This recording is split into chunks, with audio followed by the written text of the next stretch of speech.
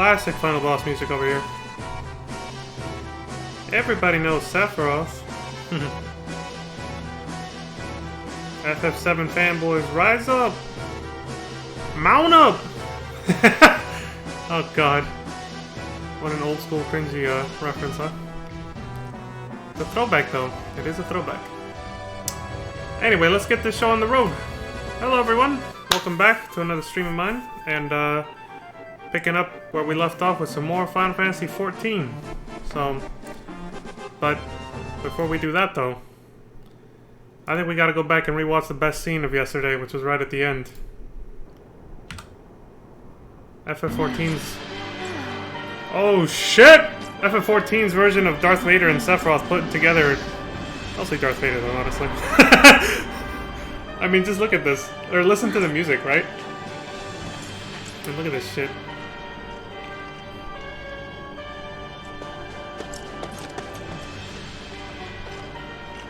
This is brutal. This is like straight out of a horror film, kind of. I like that his grip on his sword didn't even let go until that moment. Merciless, dude! It's like Darth Vader and Sephiroth combined. You are wise to come here. About to say get rocked, but nope. All of a sudden, these fools show up out of nowhere.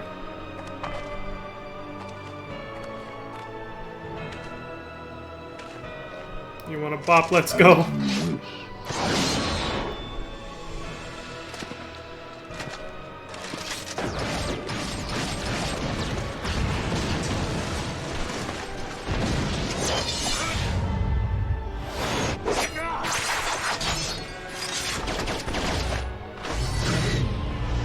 That. Tell me that ain't Matrix inspired right there. Stopping and deflecting bullets with your mind like that. Jesus Christ. That movie had so much influence over media for over a decade.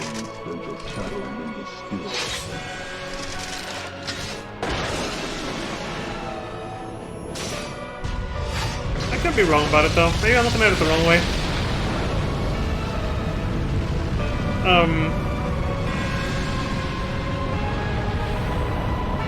I'll wait for this to be loud. Okay.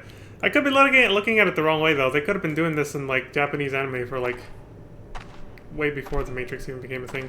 So could be giving credit inaccurately there. I don't know. The slow-mo shots, deflecting bullets, dodging bullets, doing all these crazy backflips through the air, shooting at each other and shit. Shit was amazing. Alright, well, we saw the rest of this yesterday, so I'll just go ahead and get back to where we were. Oh, hold on. The chapters thing. I don't have to actually... It was at the end... Yeah, they got some kids to want to fight against Primals and the Beast Tribes. The Garlings did. And then we logged back in, and instead of waking up, as usual, in our little hotel room, as I like to call it, the inn, you end up having a nightmare when you log in before your character wakes up. And this nightmare is called Dalamud.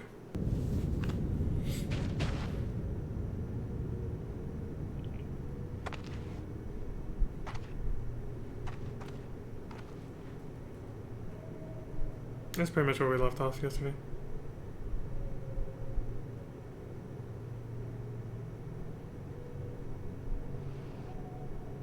Everyone is dead. Everyone we've ever known. Kinda, sort of.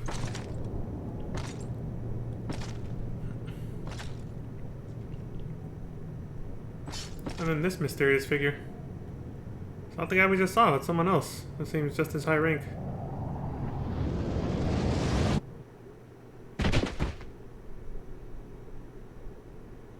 Stabbed. Game over. You got impaled. You realize the thud was you rolling off the bed. That used to happen to me as a kid all the time, honestly. Even without nightmares. It didn't matter if I had a nightmare or not. I would just wake up on the floor. Like, say, it was literally a regular thing. Every night I would just wake up on the floor. I don't think I fell either, because I wasn't sore. I think it was literally, like, almost like a sleepwalking thing. I would just gently roll myself off. Like, my body just preferred to sleep on the fucking floor. I don't know. There's a name we haven't seen before. Urianger. Urianger. I think is how you pronounce it, but... this guy, the way he talks, I'm gonna try my best, but... just know that this is gonna be a little frustrating. Ne'er till land consumed sun can see here moons. Heavens spew crimson flame, hell's seep black dooms. He's a fucking poet, this guy. It's his normal everyday speech. Hearken unto me, ye seeker of truth, and through my words be saved. The cenary sun yields the septenary moon, expelling the astral, beckoning the umbral. So saith the eternal wisdom of Messiah Thousand Eyes. Who? Oh, there he is. A shadow hangeth o'er the realm, growing blacker with each passing day. Rise from thy shit! I had not paused in time. Rise from thy waking slumber. See the nightmare for reality, and ready thyself for the coming chaos. Darkness descendeth, but surrender not to despair. For the future is forged in the flames of the present. Child of everlasting dawn, hast thou the courage to face the night? What the hell's on his back? Heed Urianger's warning and join his cause? Seemed kind of out of nowhere, but okay. I feel like we're missing some non-cutscene dialogue that was crucial to bridge into this from the last cutscene, but I don't know. I don't know, because at this point we're playing patch content. Like, this is the point where they reshuffled the development team and decided to remake this game into Realm Reborn. But because that's a long-term project, in the meantime they still kept updating this game, and story-wise that meant bridging the gap between this and Realm Reborn, while in a more technical and, you know, sense, that just meant trying to make this game run smoother, to be nice about it. Run smoother, while in the background remaking the whole damn game from scratch almost. Which is Realm Reborn. And so you can see that because suddenly the story just kind of shifts. Like, everything that was building up to this point just suddenly stops and it starts heading in a completely different direction now. Starting with that nightmare we just saw called Dalamud. It just kind of comes out of nowhere because at this point the writers have decided what they want the new storyline to be for Realm Reborn. And so they're starting to, you know, implement things and change the story of the story direction of this game 1.0 to go in that direction now instead of where it was originally going. So that's why you'll notice that all of a sudden a lot of things that were building up earlier just suddenly stop, completely go away, and then we just suddenly start talking about something completely new. And it just, like, it's a little jarring and slightly noticeable, unfortunately, including with this scene. You're just like, wait, who's this guy? What the hell's going on? But you'll notice it more as we go on. As we keep going, you'll notice more that suddenly they're just talking about different things, and all of a sudden the main characters are focusing on something completely different that was not even a thing up to this point. And on those lines, I should mention that I think we'll never see Path Companion again at this point, because that's something they even talked about this in the documentary series. I think that they, or maybe I just read it online somewhere who might have known more about this. That they wrote Path Companion out of the story because they were like, this is just a useless plot element and character. We don't need this. And so when they started patching 1.0 to bridge the gap to Realm Reborn, they just kind of got rid of the character.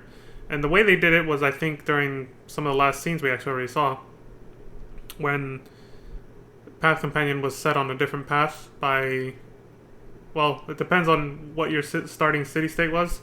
This storyline follows the one as if you started in Gridania, so it was Papalymo and Ida told your Path Companion that they need to start a new journey to, not really a new journey, but like they need to continue to hone their skills and become stronger, so they can actually become strong enough to take on the Empire if that's what they want. But the only way to do that is to try and seek out the mysterious force or entity that gave us this blessing, because we now know that it wasn't a known primal. Ifrit told us that even he doesn't know who blessed us or whatever, when he tried to brainwash us with the blue flames or whatever. And so now Papalymo and Ida, and I'm guessing the other guys that fit into that category, they don't really have a name yet, are going to research that, and Path Companion is going to do the same. And so I think at this point they just parted ways with you, and you just don't see them anymore. because they were just like, all right, the writers were just like, all right, let's get rid of this. This is not, we're not using this concept in Realm Reborn. So let's just get rid of it now. Anyway, there, I'm just putting all this in context in case it seems a little weird and disconnected from the rest of the storyline at this point. It's because it is. It kind of is. Completely new development team at this point. And I think that includes the writers as well, but I'm not sure. Either way, it's a completely new direction for the story as well, so. The foul taint of deceit corrupteth thine heart, and wills thee to deeds most sinister. I have sensed the hand that guideth thee, and know of its intent. Oh, really?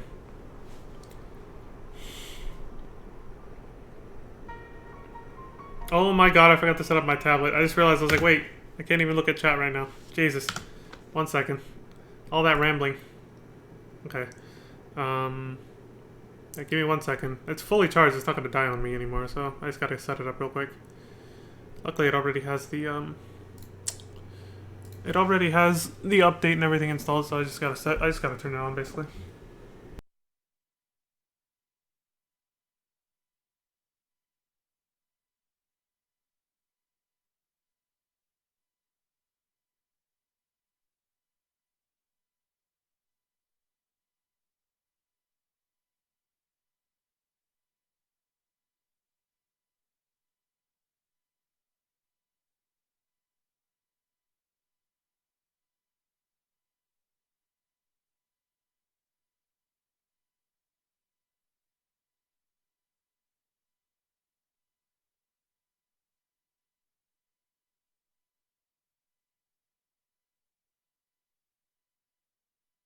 Alright, it's all set up now. Turn on the fucking thing. Let's get going.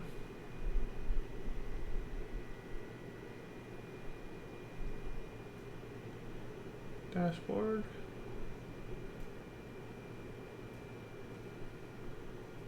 Wait, how do you make this full screen though? View dashboard. Okay, there we go. Alright, let's get going. Sorry for that small delay. Let's do this. Bum, bum, bum, bum, bum. Useless thing.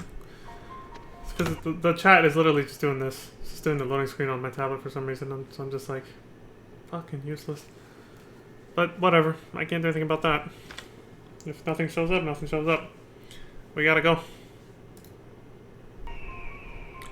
Full oft truth lieth not in that which is spoken, but in that which is left unspoken. Meaning, yeah, deceit. Yeah, we hide things. We hide the truth from each other, right?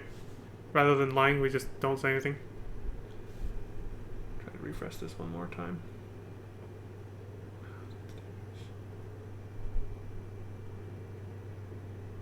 Nope.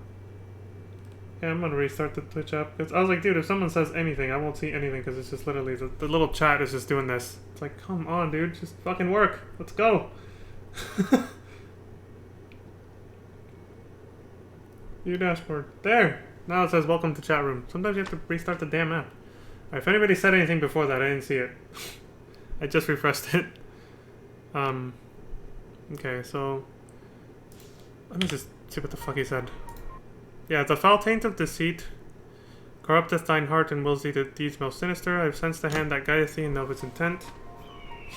Full oft truth lieth not in that which is spoken, but in that which is left unspoken. Refuse to open thine eyes, and thou shalt linger in darkness for eternity. Or mayhap the dark shadow cast upon thy soul hath rendered it unable to accept the dawn. What are you driving at, Oriasha?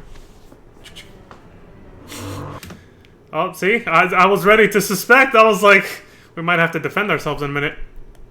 Mayhap that shadow must needs be vanquished. Shit! Okay, I legitimately forgot he does that. Like, it's just, what he was saying sounded ominous, like he was maybe thinking, he was maybe accusing us of being, like, evil in some way, so I was just like, that was literally just me making a joke that he was about to try to fight us or something, so I was like, what are you driving at? And then he literally spawns a monster to attack us. I was like, oh shit! I didn't think he would actually do that.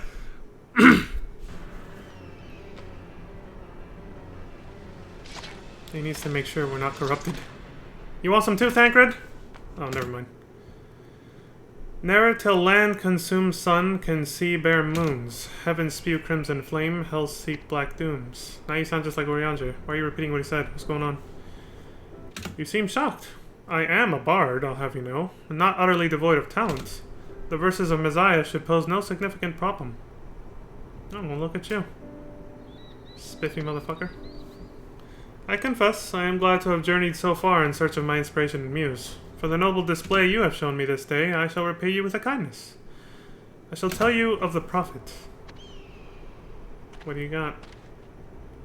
More than 1,000 years past, a great calamity was visited upon this world. Across the sky, a terrible blackness spread till no light could be seen, and then descended, seeping into the very hearts of men. Thus was he sorely afflicted, and his ways perverted. Chaos was in all places all at once, and myriad creation was destroyed. Avarice reigned supreme, and civilization was thrown into a lawless struggle for wealth and power, the mighty taking as they saw fit, with complete disregard for nature and fellow man alike. Evil begat evil and ripened unchecked, taking on the sickly sweetness of rot, near to bursting and rank with the promise of decay.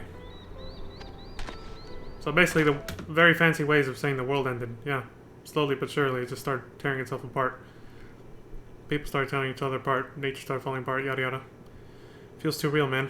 Anyway, it was then that the 12, grieved by the corruption and sin that had gripped their creation, decided to purge the world of its evils with a cleansing deluge, proclaiming, "Behold the power of pure water," and thus began the 6th of the umbral eras. The Great Flood of Noah's Ark, basically, but adapted to, you know, FF14 lore.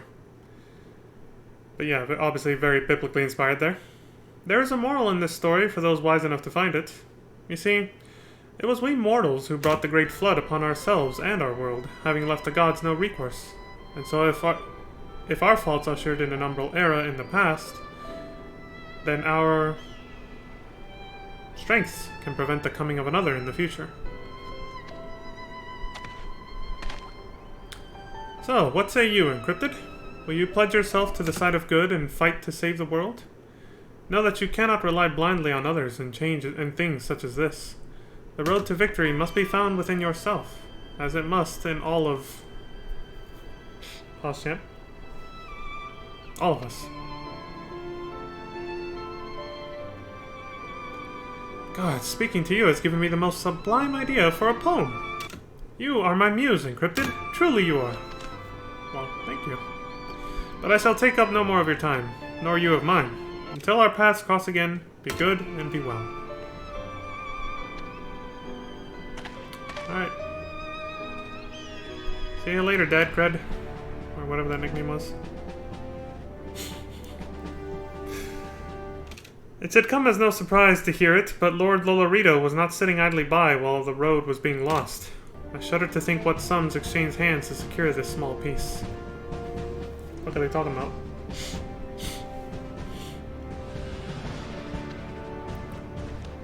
But there's no need to worry. Whatever money was lost will soon be made back tenfold. While the other nations have already begun to limit their trade, Ul'dah has seized near complete control of the flow of arms, and this upon the eve of war. The Garland Ironworks is producing the finest weaponry in the realm, and we mean to make them the most sought-after goods on the market. Being a member of the Immortal Flames, these weapons will of course be at your own disposal as well. Should... Awesome. You rise high enough in our ranks. Oh, of course, yeah, like the Company Seal Exchange. The Grand Company Seals, exchanging them for weapons and armor that they have, exclusively for their own members. Right.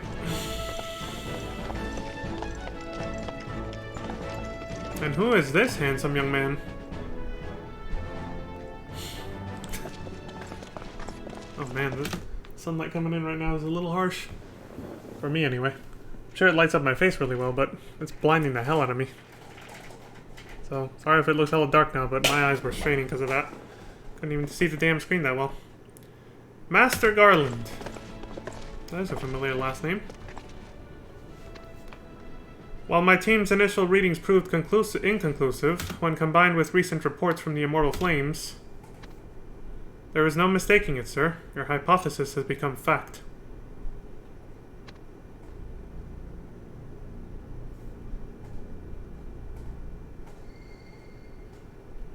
Meteor. Sid! So he's named after Sid Garland from FF12. Wait, that was his last name, right? In that game? Can't remember. I know in 13 it was Reigns, so not that one, but... Again, this game feels like a sequel to FF12. A spiritual successor in a way. But an actual MMO rather than a single-player game.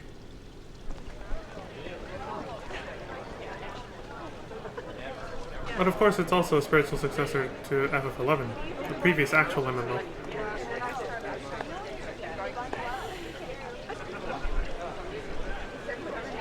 The Taros are now Lalafels. What were the cat people in that game called? I can't remember, but obviously now they're Mikotes. Raban. First time we see this character. To all withstand storms in your hearts and fire in your bellies, hear me! What you got? I am Raban Alden, proud son of Alamigo, and proud man of Ul'dah. You all know my deeds, and by them you know me. So you know that no man is more aware of the opportunities this great city can afford, nor of the dreams of those who live here. We do not yearn for an end to the Garlean's attacks, to merely survive poor and hungry. We seek fortune, and the freedom to enjoy it. That sounds very familiar right now. America! Basically.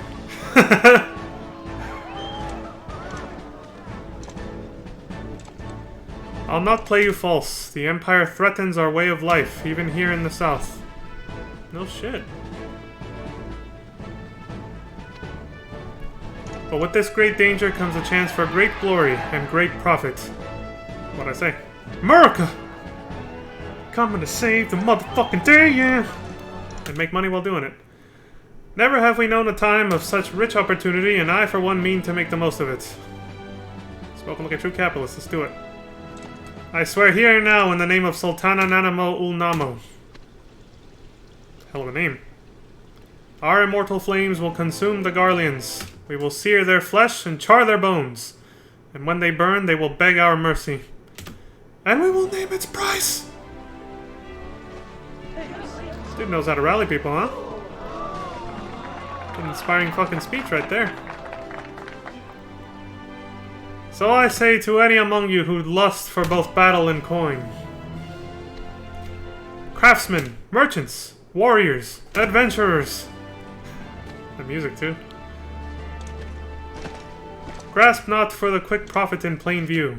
Cast your lot with the immortal flames and know glory and wealth untold.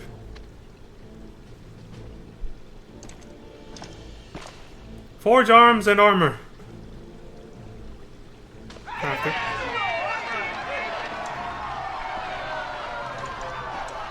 Stockade meat and mead. Gatherers, I'm guessing.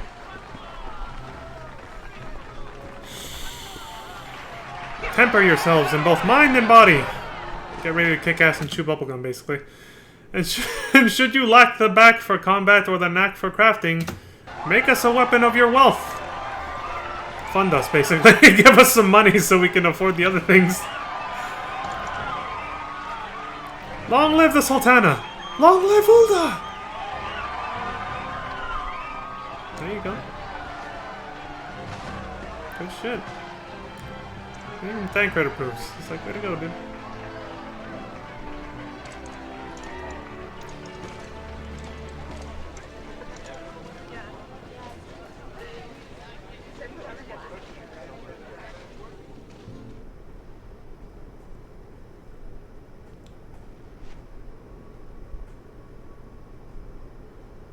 Another slightly disconnected scene. What the hell happened here?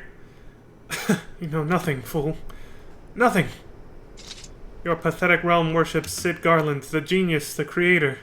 But did you know he was once an engineer of Garlemald? An artisan in the employ of his radiance? No, of course you bloody didn't. A hell of a plot twist reveal. Okay. He is driven by a great passion, yet blinded by it as well. His research and experiments made our empire what it is, spilling the blood of hundreds, thousands in the process. A small price to pay for his art.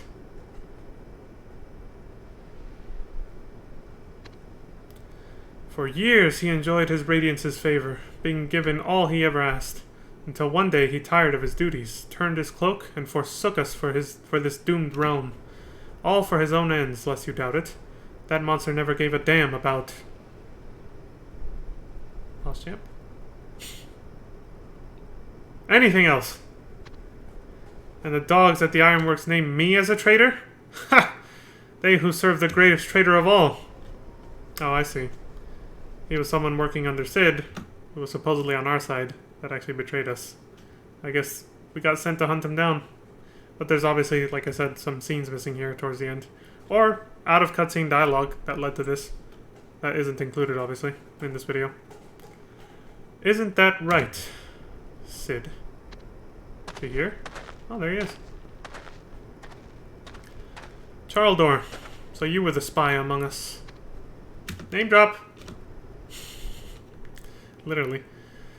You were ordered to steal our findings, to learn what we knew of Dalamud. For Meteor.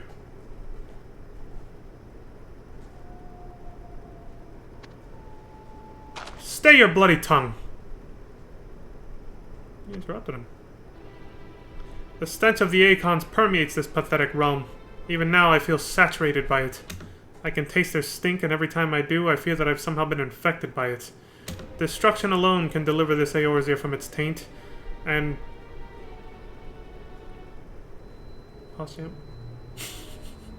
Destruction it will know! Now's a good time to mention that when I actually play like Realm Reborn and all that, I'll have auto-scroll at speed 5. Because that's like slow enough for me to be able to read everything out loud, but fast enough for us to not have to pause champ so much. But this is a YouTube video and the person's mashing through it manually, and it's always a different speed, so I kind of have to pause ahead of time, trying to predict how quickly they'll go to the next dialogue. No man can stop Ifrit, nor Leviathan and Titan, nor the Acons yet to come. Only Eorzea's end will bring about their death. Oh yeah, so just kill everything, yeah. What do they call that strategy? Scorched Earth or something like that? Just fucking destroy everything. He's basically saying, you know what, just turn all of Eorzea, just turn the whole fucking place into glass and start over. Nuke it. Long live Nail Van Darnus! Long live Garlemald! Who the hell's that? Is he about to...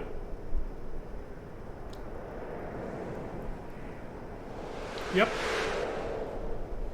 He did. He just fucking killed himself.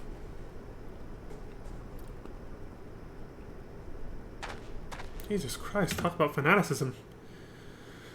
Spoken like a true Garlean. There is much I would ask, but not here. I will expect you at the airship landing in Ul'dah. Alright, young Cid. I don't know. Maybe they just assumed he could actually swim with all that gear on. So they probably don't assume he actually killed himself, right? The fuck happened here? It's a lot of disconnected cutscenes, unfortunately. There's nothing I can do about that, though. Behold the fate of they who went before you. Not a single mortal who has bared steel before Ifrit has come out the victor. Let this be a grave reminder of the arduousness of your task. And you say that with the brightest smile ever. Louis Swall. And who's this asshole? Attend me, encrypted. Though all things happen for a reason, it falls to each individual to find meaning in that which comes to pass.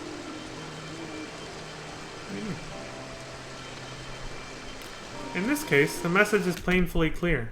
Hubris is as much your enemy as the foe who stands before you. Anything less than complete focus upon the task at hand, and you will be made to pay the selfsame price as these poor fools. Pay the selfsame price as these poor fools. If you understand this and still wish to proceed, hand me the Inferno Flambeau. Something you probably had to do a bunch of quests for.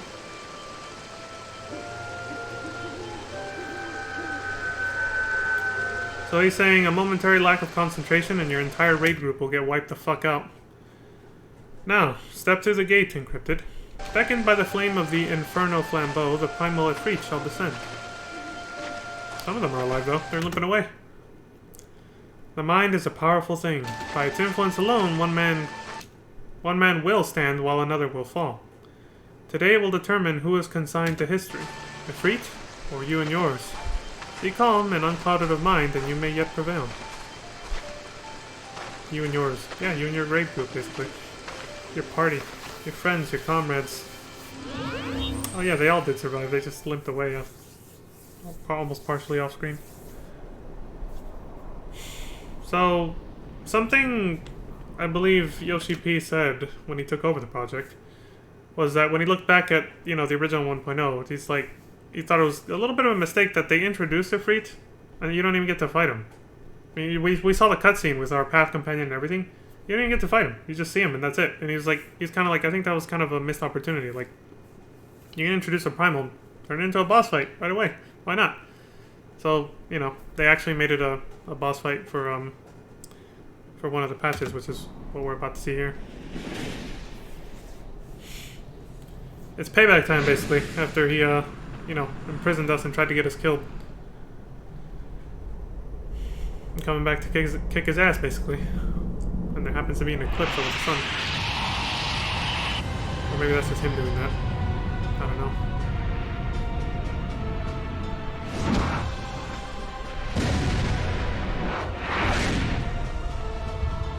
God damn, these animations are fucking cool.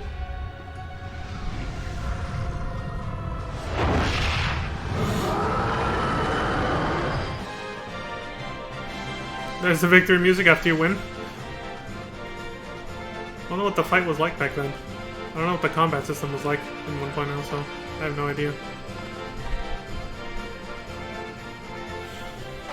Classic victory music, though. What the hell? Oh, shit! It's the dude from our nightmare!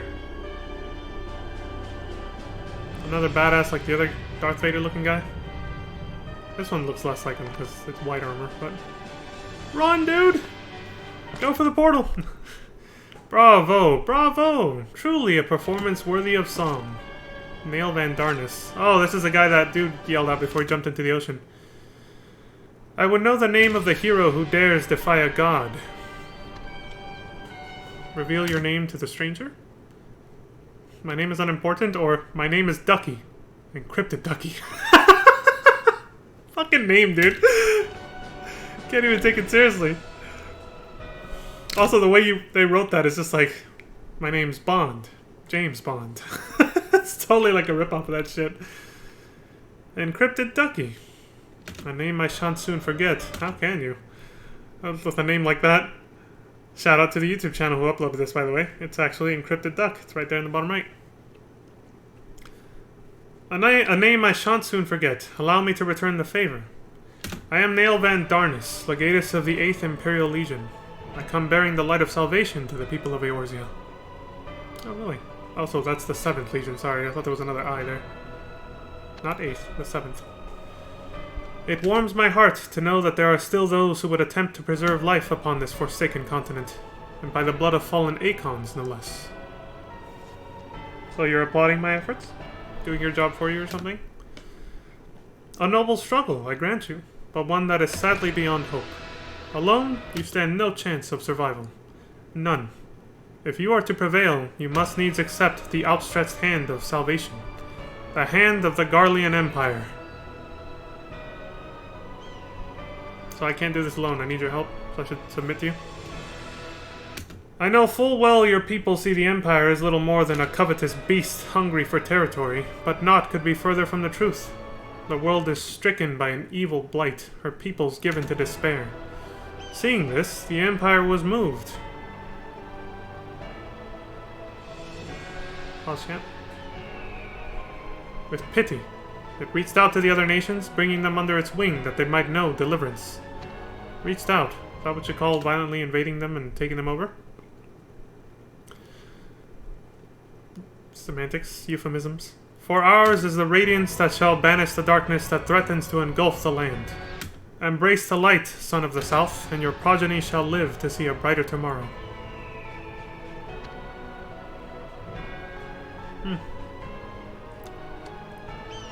Yet know that the light is unbending, its judgment absolute. By its illumination all is laid bare, the world revealed in truest form.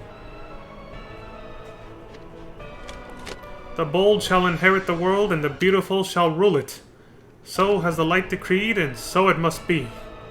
Only then shall the land be free of chaos. Ne'er till land consumed sun can see bare moons, heaven spew crimson flame, hell seep black dooms. There's that fucking poem again. Also, this guy loves to hear himself talk, doesn't he? Jesus Christ. He's putting Thancred and Urianger to shame with this speech right now. I see these words are lost upon you, that the children of this land should have grown up ignorant of the sacred prophecies of yore. He's powering up. The slumbering emperors of old Allag are surely turning in their graves. But I will not blame you for your forefathers' negligence. Permit me to explain it as I might to a child of Garlemald. Naught is eternal.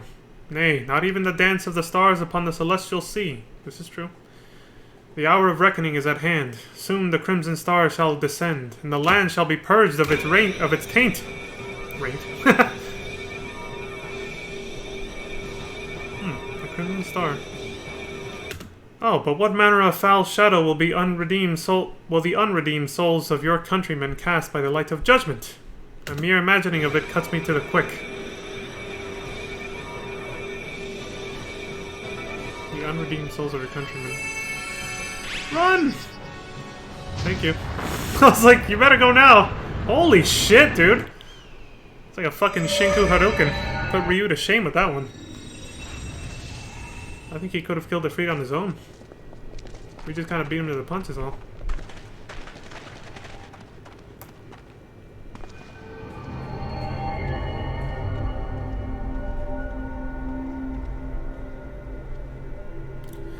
So you found me. And what now, Raven?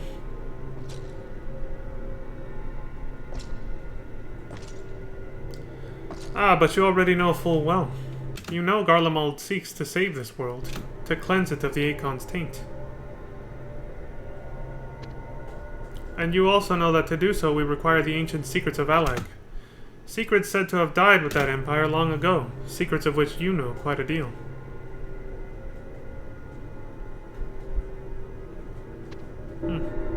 So come, Master Cid, and tell me what it is I wish to know. The secrets of Allag. Meteor. You truly mean to do it then? To bring down Dalamud?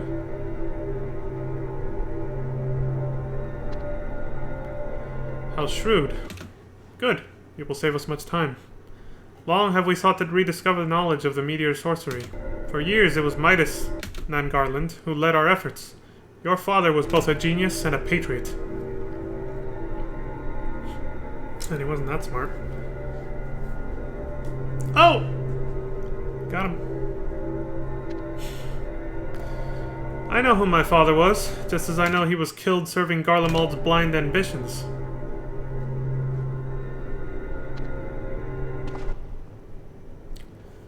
Bozja Citadel.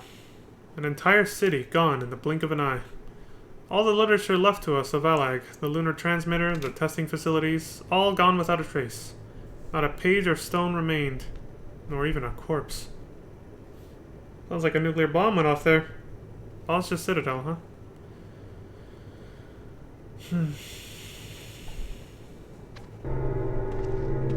You've seen what Meteor is capable of. You think yourself the world's salvation, but hear me, Darnus. This is not a power meant to be wielded by man.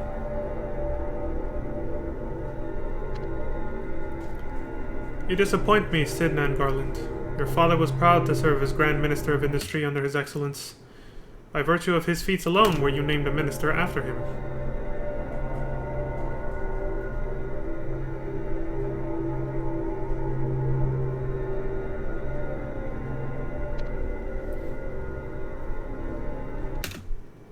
Damn it. Why deny his successes? His work delivered the very thing we seek. The purity of nothingness. The fuck? Is that what you call purifying something? He really does mean to destroy Eorzea then. Turn it into nothing. Turn it into glass, like I was just saying. Like his loyal servant said before he chucked himself into the ocean, right? Turn the whole place into glass and start over. Purity? You sick, deluded bastard. That is no purity. Should Dalamud fall, all will be reduced to ash and dust. You praise my father's work, but what it delivered was death and oblivion. You are merely too full to see it. Tell him, Cid. Get his ass. Spoken like a true craven. A failed son unable to crawl from beneath his father's shadow.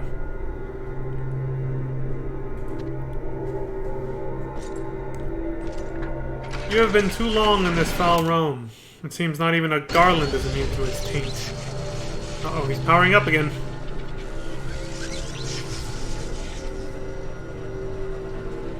You're fucking dead, Cid. Run, dude! Keep saying that. A new world awaits, and only by the strength of Garlemald will it be realized. I will not suffer you to interfere. Oh, shit! Oh shit, he pulled a Leon from Resident Evil 4! Won't fall for this old trick. He broke his fall. Good, Leon. Is he playing dead just so they think he is? Yeah. He's like, fool's bought it. He thought I died. I guess they didn't hear the kink when he threw the what's it? The hook shot. They should have taken away his utility belt before they threw him down the fucking, you know, punched him off the ledge there. It's like fucking Batman over here. Or again, Leon from Resident Evil 4 with his fancy utility belt and equipment.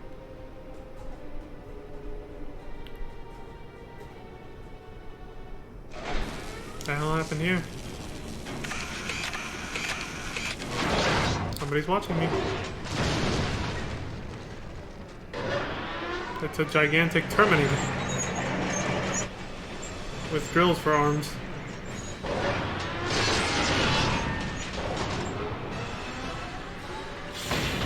Oh shit.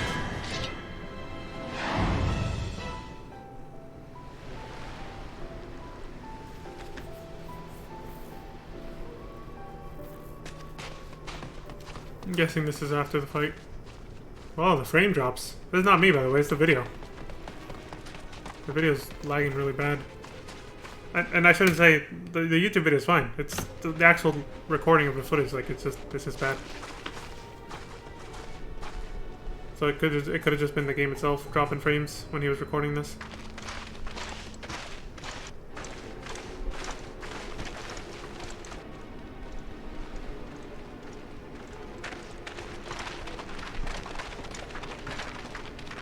Report, soldier. Sir, yes, sir. A host of new type Imperial juggernauts fell upon the ferry docks, dealing extensive damage to 2 vessels at anchor. Casualties are in excess of 10 score, with thrice that number wounded. How much is the score again? So we can actually get a scale of how many people just died? I gotta look that up real quick. I had it memorized before, but I lost it.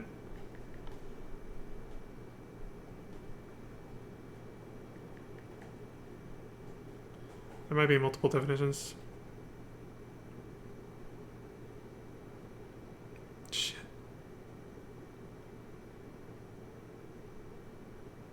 Oh, wait. A group or set of 20 or about 20. That's what I thought it was, yeah. So 10 score. 10 times 20. 200. Jesus Christ. With 3 times that number wounded.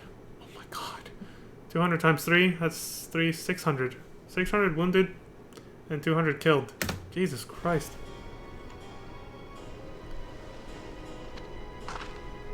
Fires broke out in multiple locations, but were swiftly extinguished.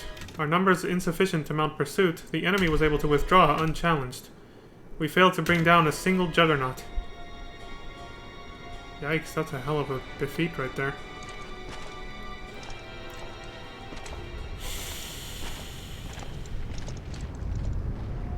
Yep, it's all gone.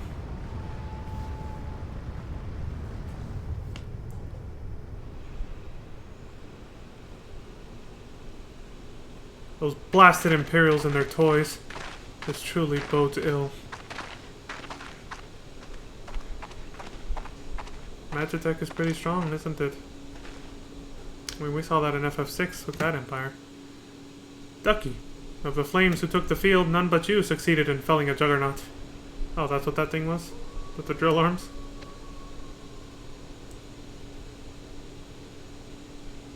That's our sole consolation in this ill-fated mission.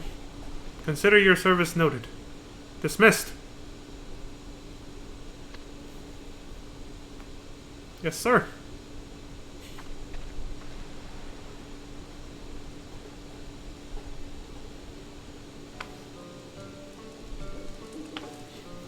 Why is the tip of my nose itching so much?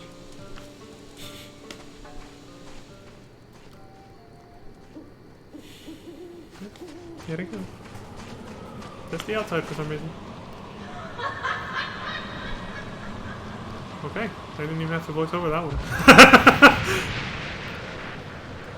Wherefore come you hither, you who have no power here, you who have no hope, none! None! Jesus. Be aggressive, why don't you, lady? Landwalkers are worms bound to crawl in filth. I shall scatter you all, for I am the wind! Okay, lady, just so you know, I'm not into that whole pain is pleasure thing, you know? Sorry, that was another opportunity to quote Carlos from Resident Evil 3, I had to. This is in Gridania, it looks like. The reckoning comes! The reckoning of all mortals. This is the price of your folly. The price of using the crystal's power, my power, to waken the other from slumber. What other? Talking about Ifrit? That power belongs to me. All of it. It is mine. Mine! All mine! This chick's not playing with a full deck of cards, is she? You will not live to repeat your folly. It ends, worm of the forest. It all ends.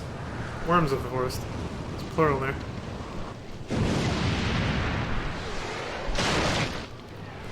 Shit. Fucking murdered. Now die. Die. Die! Die! Die! Bitch is crazy! What am I talking about? A full deck of cards. Your horned sprats cannot save you, nor themselves. I will slake the roots with their blood. I will festoon the canopy with their entrails. That sounds super violent and gory.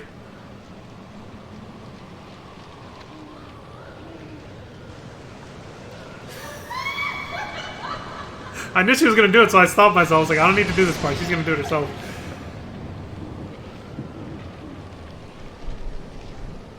And there she goes. She left a feather, though.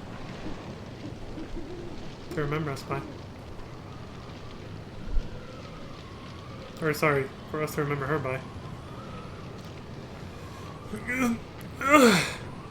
Joseph? You survived?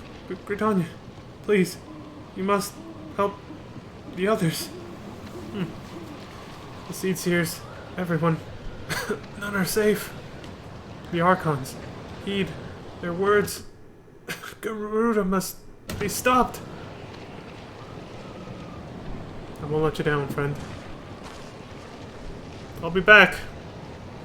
Just gotta go find some backup first.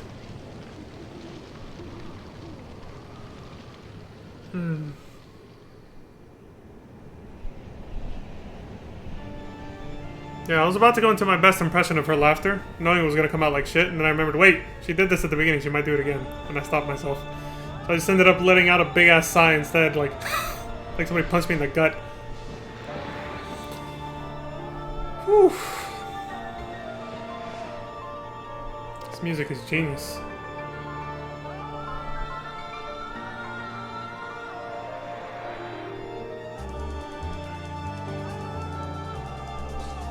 Boopa.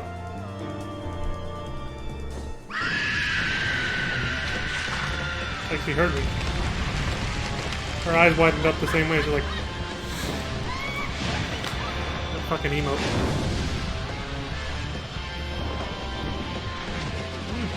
She got an ass on her, too. Full package, this one, huh? Wings and everything. psychotic look in her eyes. Checked.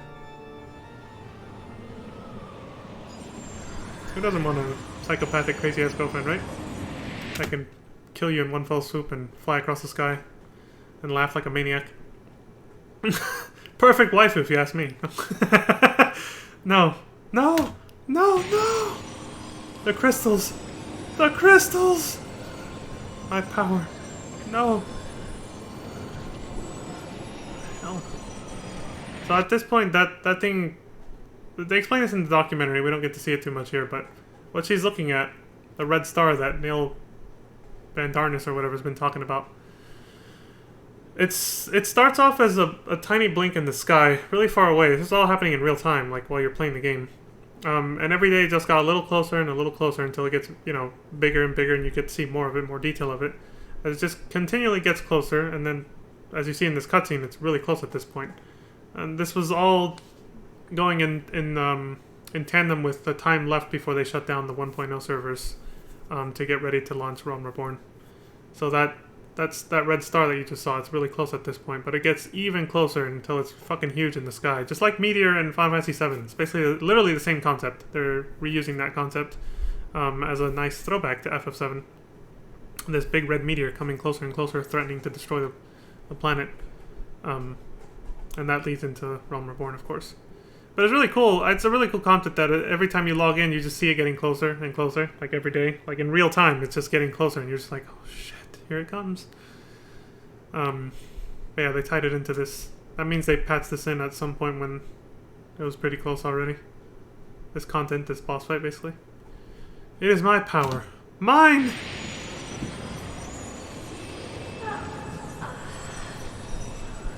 Oh, she ran out of juice.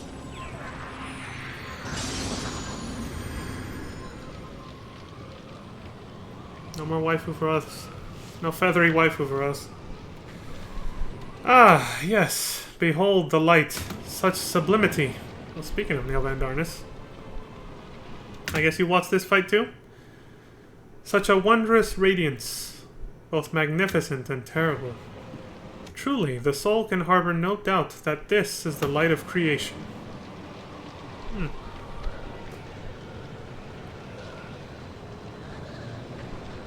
Even you must recognize that.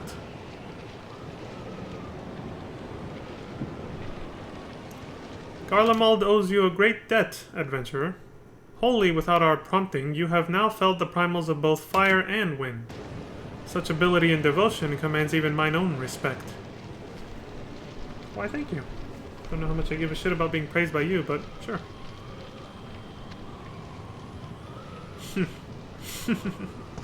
Ah!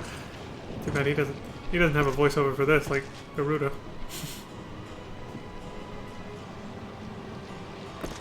You would do well to see reality for what it truly is. Cold, cruel, unforgiving. No words could do justice to the great deeds that I have done, nor the countless hardships I have endured in their doing.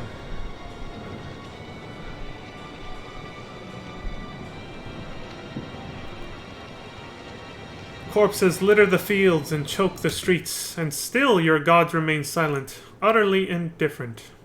Such gods are not fit for worship. As they gaze impassively upon our corpses, so let us gaze upon theirs. The gods are dead to us. We have no need. Oh shit.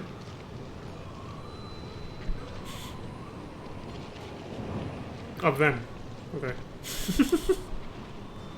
So please, by all means, persist. And that one was hella fast. It was on auto-scroll. Struggle to your heart's content.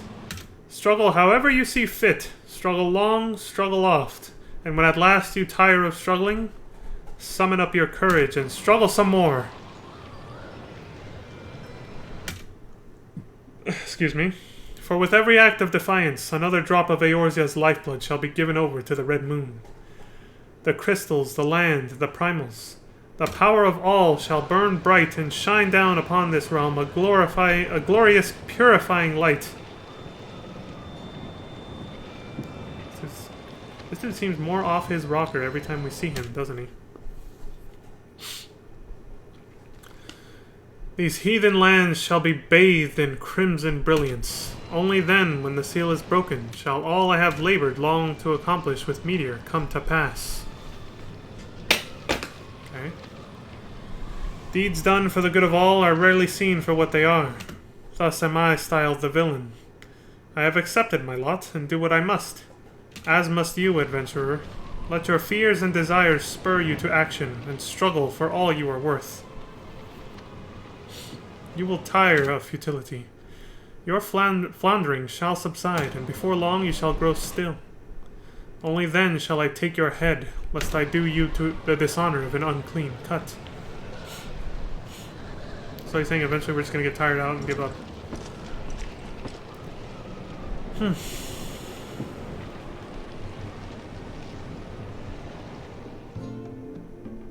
It's alright. You'll get what's yours. You'll get what's coming to you. You'll get yours. That's what I meant to say.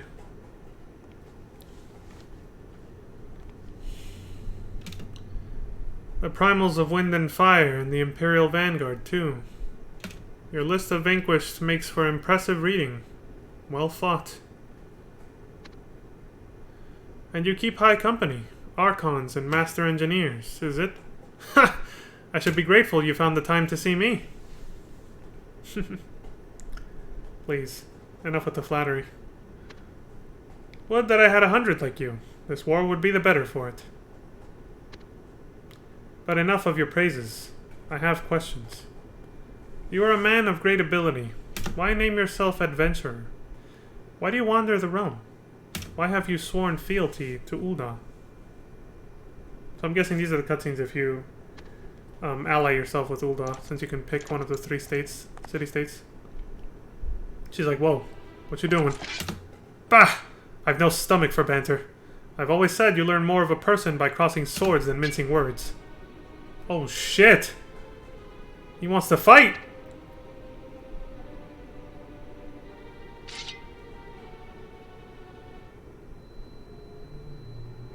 Oh my god, that stance. It's so weak. I think they changed the animation for it. A jest. He's just dicking with us? My counsel tells me I must attempt them. They think me too serious. And you? He's like, ah, don't worry, I'm just joking. It's just a prank, bro. Bugger bloody jests. They do not suit me. I wish only to thank you. Ul'dah is grateful for your service. Just like, bugger bloody jests. Fuck him, basically. Fuck jokes. He's right, though. He isn't really cut out for that. It doesn't fit, but... I mean, that was actually kind of funny. I don't know. Like, I think it seems a little funnier when someone who's traditionally really serious actually cracks a joke once in a while. It's all the better for it. So, I don't know. Maybe it works for him. But anyway, felling the Vanguard sent a message. To Eorzeans, it showed we can fight. To the Empire, it showed we will. Not all in Ul'dah are for war with Garlemald. The Moneterists were slow to join the cause. But the effects have become real, both the good and the bad. Even Teleji Adeleji has now found his mettle. Moneterists. That's a nice word they have there for basically capitalists. Yeah. They're all about the money. Those guild grubbers paid no heed to the Sultana's words. They crawled to the Empire and sought to secure their own safety. But they have forsaken their treasons and now swear themselves to the flames, by fire reborn. You actually took them back after they did that, huh? They tried to sell themselves to the Empire.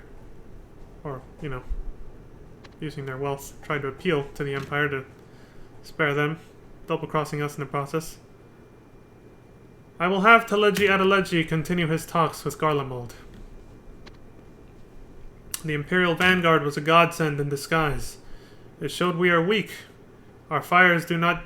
Yeah, it showed we are weak. Our fires do not yet burn full. I mean to buy the time we need, and Teleji Adeleji's tongue will be the coin.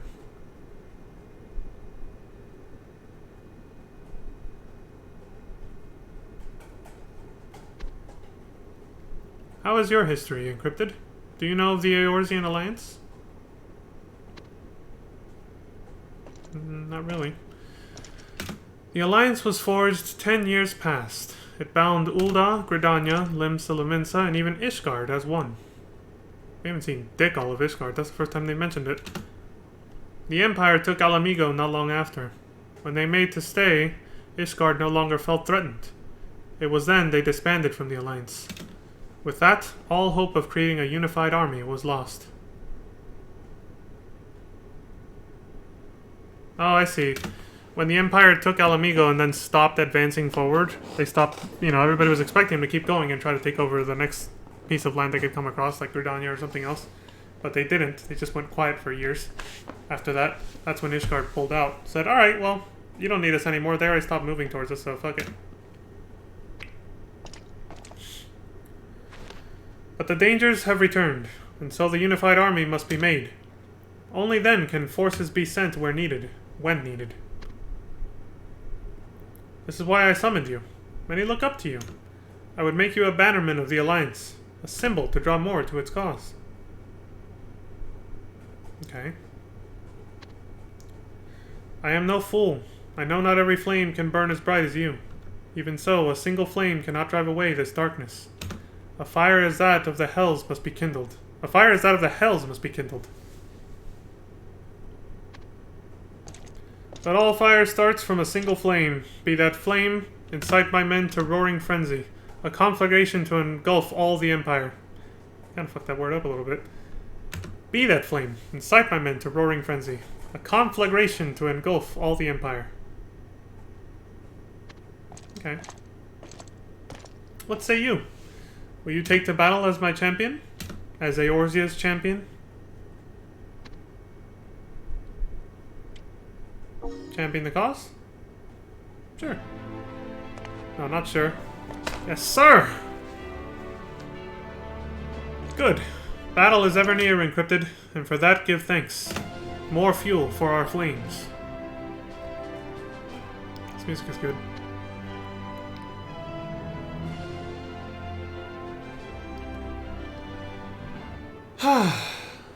Neato.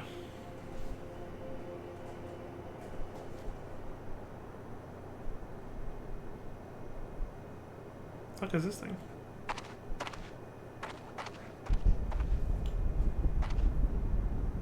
You notice one thing they stopped talking about when we first saw the Ascian. They don't talk about the Ascians anymore. How they look all... in this game they look all demonic and literally like an angel of death with bone wings. But they also don't talk about the Paragons anymore. Something else Ifrit had mentioned. Or actually, somebody mentioned in regards to him. You see how the storyline's kind of just slowly dropping plot elements and moving towards different ones? It's like moving in a different direction.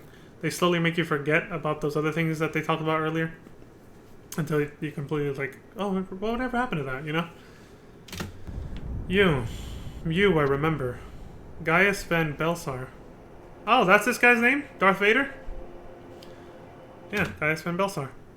Tell me, do you think it fate that brings you here? Some threads woven by your weaver whore? The fuck? Oh, was it Nelfica? One of the 12 is a chick who's specializes in weaving or something. The spinner. Yeah, I think he's referring to the spinner. What is... Whatever. One of them. I mean, there's 12 of them. I can't fucking memorize them. Some threads woven by your weaver whore? Or was it no more than the meddling of Master Garland? It matters not. Oh, fuck. After that fight with the other, Archons, I guess they're calling them, can we really take him on by ourselves? Go, take what you have scrounged like a rat and run to him. He is the only hope left to you. He's letting us go. Do not think this a mercy. Garlemald will annihilate the Primals and claim dominion over all Eorzea. It is inevitable. As inevitable as your futile resistance. All you can hope to do is decide the manner of this realm's demise. This is the mercy I offer. A choice. An end by the Red Moon, or an end by Garlean might. That sounds like you guys... Wait, aren't you with Nail Van Darnus? He's trying to end it with the Red Moon. You guys not on the same side anymore or something? I will not deny that the primals have proven a great nuisance. They have delayed our advance. It was to break the stalemate between us that Nail Van Darnus sought to bring down Dalamud.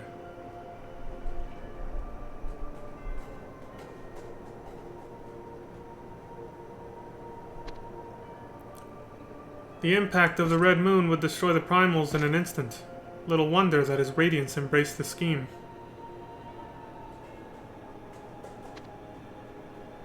But Dalamud is no mere rock, despite what Van Darnus would have us believe.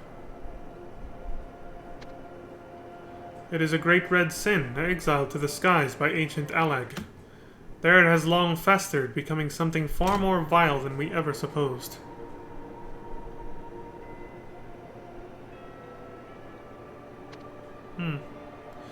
I see proof of this in Van Darnus. His manner is altered. He is anxious, uneasy. He deceives his radiance. So there is a little bit of an internal conflict happening with the Garleans. Hold on. Excuse me. Of those in your realm, only the son of Midas Nan Garland sees the Red Moon for what it is. His radiance will reach the same conclusion in time.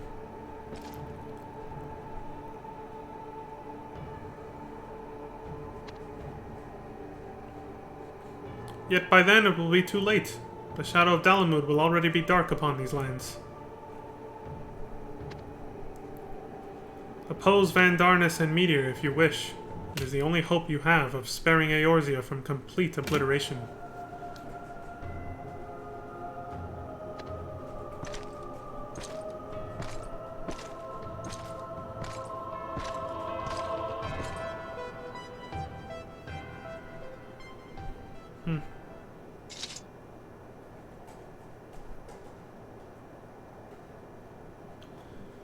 So, pick between an evil and a lesser evil is basically what he's telling us.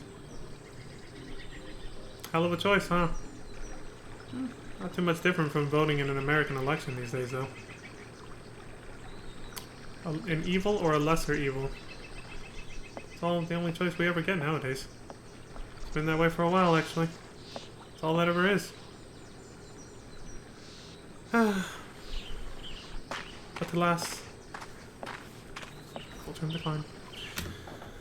Kane Senna, on behalf of Gridania, I offer you my humble and heartfelt thanks for answering this summons.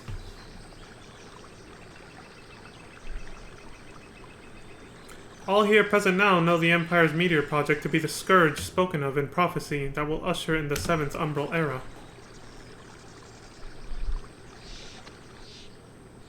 None among us can weather the coming storm alone. The alliance of old must be remade. United we stand, divided we fall. True enough. It is the way of blossom that in time it must wilt. Yet so long as root and branch remain, such petals shall spread in radiance again. So too shall the Eorzean alliance flower once more.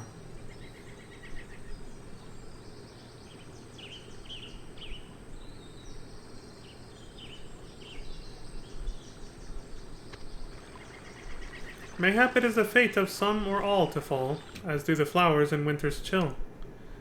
But if this is to be our end, then let us make it such an end as would honor our beginnings. Let's not go down without a fight, basically. What is all this talk of endings? I don't remember agreeing to attend a funeral. Leave it to Sid to make an entrance.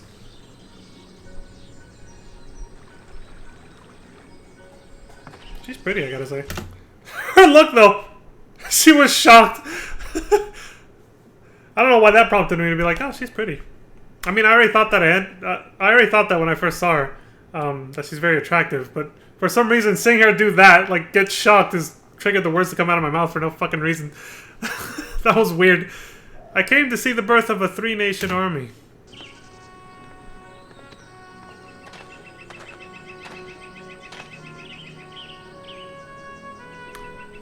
Merlwyb. Someone else we haven't seen yet. This lass lacks the spine I hoped she'd have. I came to find a way for me and mine to fight, not to die. Shit! Kane Senna's getting called out. Your speech sucks, lady. Basically. The Admiral speaks it true. She has a way with words.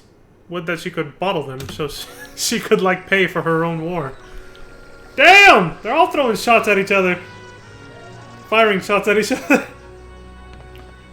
I command the grand vessel that is Limsa Laminsa, and I will give not one ilm to that which bars her way, be it storm, pirate, or otherwise.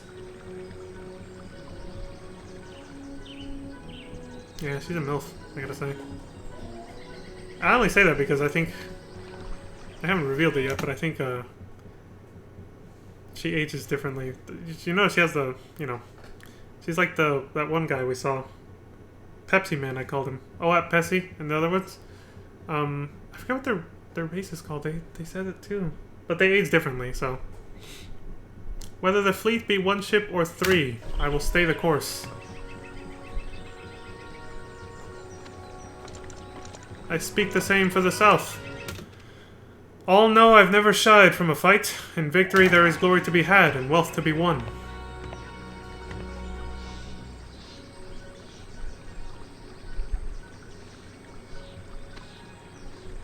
But what of you, Pajal? Swear you on those horns of yours you will not wilt in the heat of battle? There we go. I was like, yeah, the horns. They age differently. Hers are actually, if you notice, they're less noticeable when you look at her from the front because of those adornments she has right behind her ears. So you actually have to look past behind and then you actually see them. It's funny how when you design an outfit a certain way, you can cause like an optical illusion like that. Where, like, honestly, I don't remember ever paying attention to her horns until someone points it out like that. Like, when I picture her in my mind, if I try to remember Kane-sen and what she looks like, I don't picture the horns. And it's because of those things. They distract you from them. Whatever those giant plates that look like leaves are, basically. I will not. There we go. I realize it is much that I ask, yet I must ask it nonetheless. Will you unite with us? The courage of Encrypted has convinced me, aye. Many in Limsa oppose the alliance, but I have done what must be done. The winds in our sails are the winds of change, for better or worse.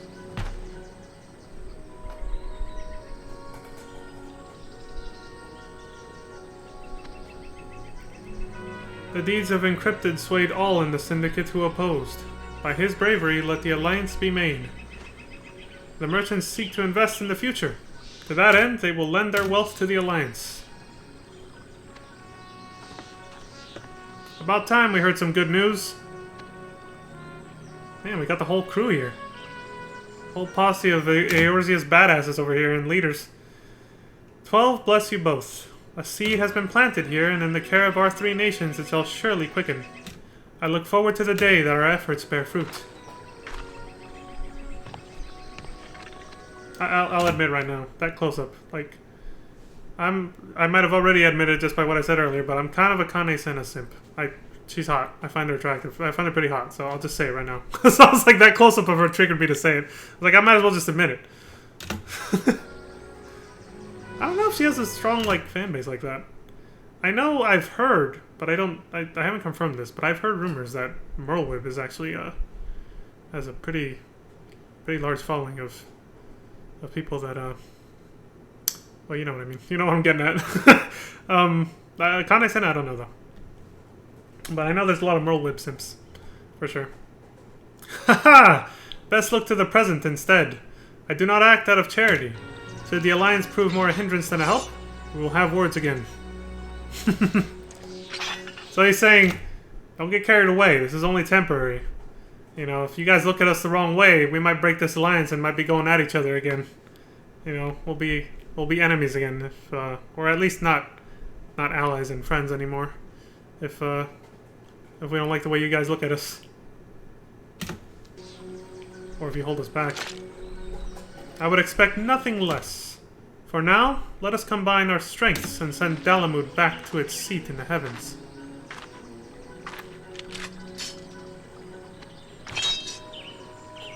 For now. There should be 5 here, but Alamigo was, you know, And Ishgard pulled the fuck out afterwards, so there's only 3. It is done.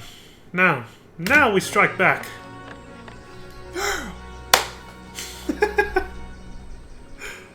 Let's do it!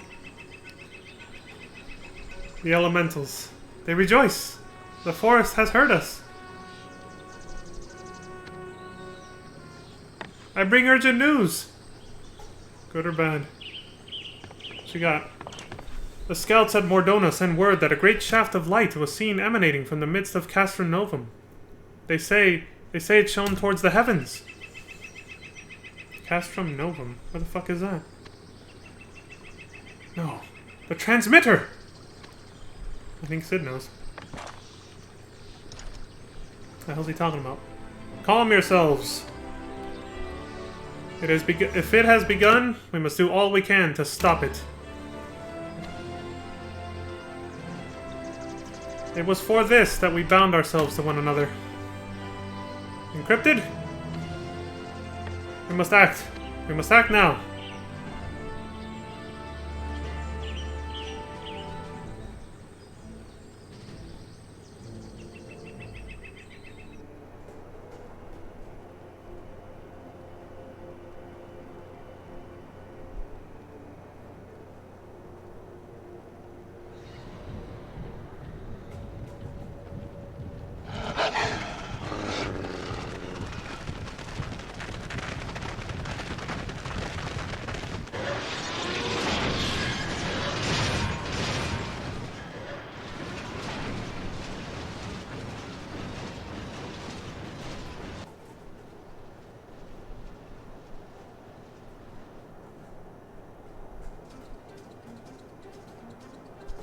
Castrum Novum.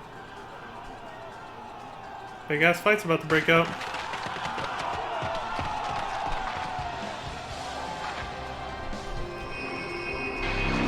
This is what the 3 city-states united for. Protect! Looks like that's what they used. Let's do this shit! Kick their fucking ass!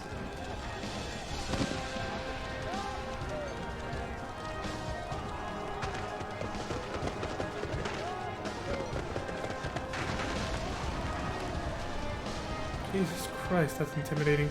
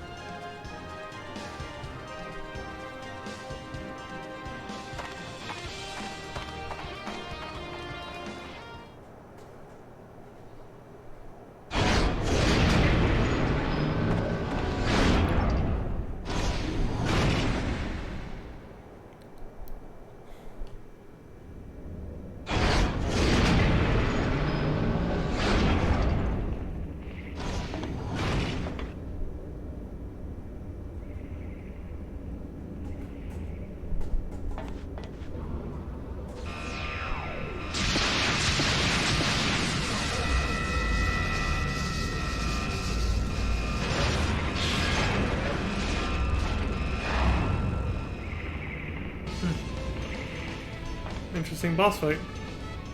Guessing you probably had to fend off that juggernaut while trying to destroy these things. The transmitter. And there it goes.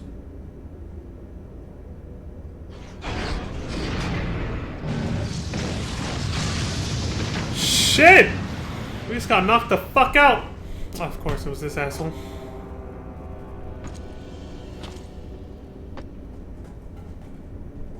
I think he's mad that we broke his transmitter. That the thrashing of mere beasts could interrupt Dalamud's descent. You mad, bro? Excuse me. By your hand, the lunar transmitter lies shattered, and Dalamud floats aloft, bereft of guidance. Well, you told me to bring it on, so I brought it, bitch. It would seem that I have sorely underestimated you. Exactly. Bah. Animals were ever at their most dangerous when cornered. You're a mistake, asshole. You challenged me to struggle, so I struggled.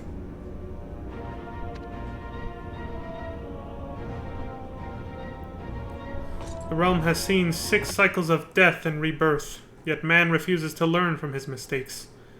Ever does he find a way to defile the sanctity of creation, and so the cycle must persist.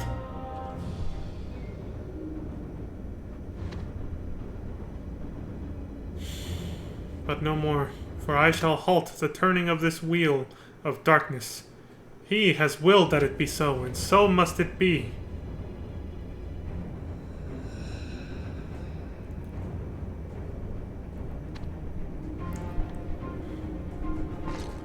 Dalamud's coming shall cleanse the realm of its foul taint. Only the wicked would refuse his gift of purity. His capital. Talking to some god he worships or something? Only the wicked would seek to prevent his return. Jesus is here! What the fuck is talking about, actually? Who the hell is this he? Your sins shall not go unpunished. 1,000 deaths take you and yours!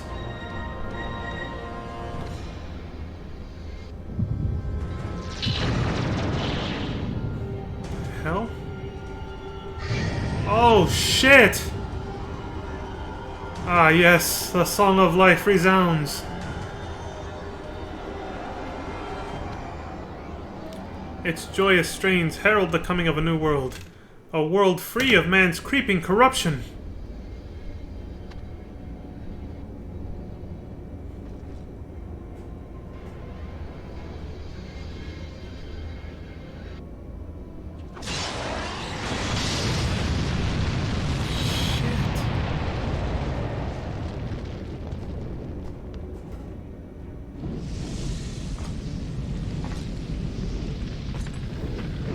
My master, guiding light of my life, I had faith that thou wouldst not forsake thy loyal servant.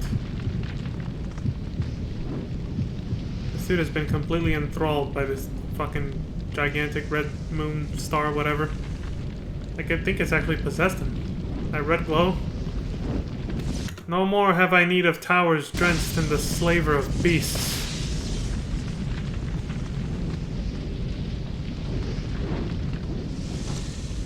I willingly give unto thee my flesh, that thou mightst return once more. Is he gonna use himself as a transmitter? Is that what he's getting at with this? The crimson light shall suffuse you, cleansing the filth of your flesh and bone, aye, and of your very existence. When that time comes, you shall know such bliss as your mortal mind can ill comprehend.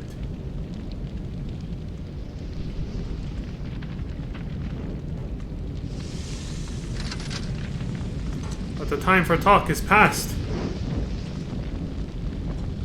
At least we're still alive after all that somehow. Jesus. Now do I make mine ascent to the realm on high, there to meet with Dalamud.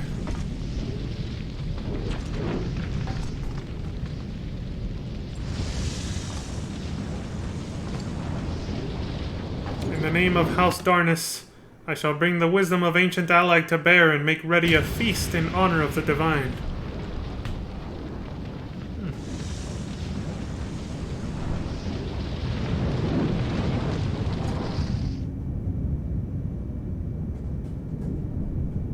Bear witness as the curtains rise upon new creation.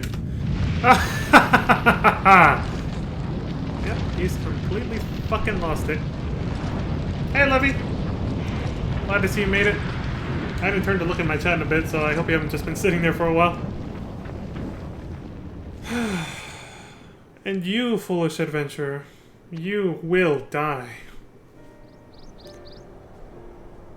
So this is why Gaius Van Belsar was telling us, well, he let us go and said, you know, you should decide whether you're going to side with us, or let yourselves be killed by that psychopath who's not even loyal to Garlemald anymore. Which it seems like he's not. He's completely fucking lost it, and he's only loyal to that big red moon.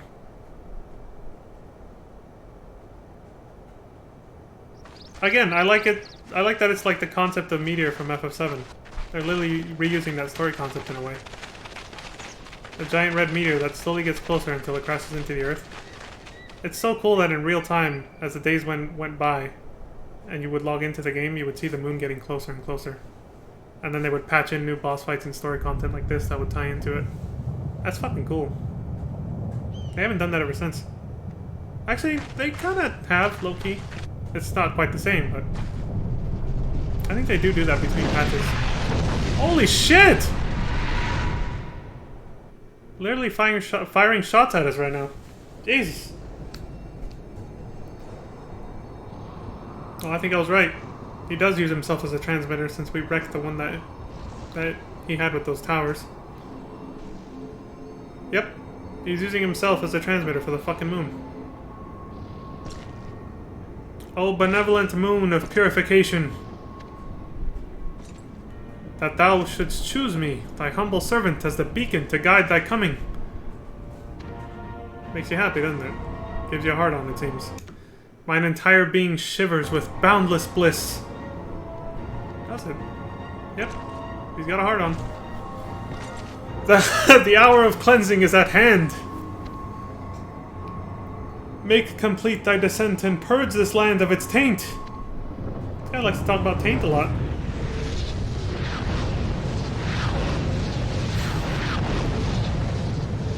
Also known as the Devil's Driveway. Let's just leave it at that. I should be able to open my curtains now without sunlight blinding the hell out of me. There we go. Let me turn a little. Look at that determined face. Encrypted ducky means business. Now we're seeing actual meteor showers. Not very much like the one we saw at the beginning with the Echo, though. This is different.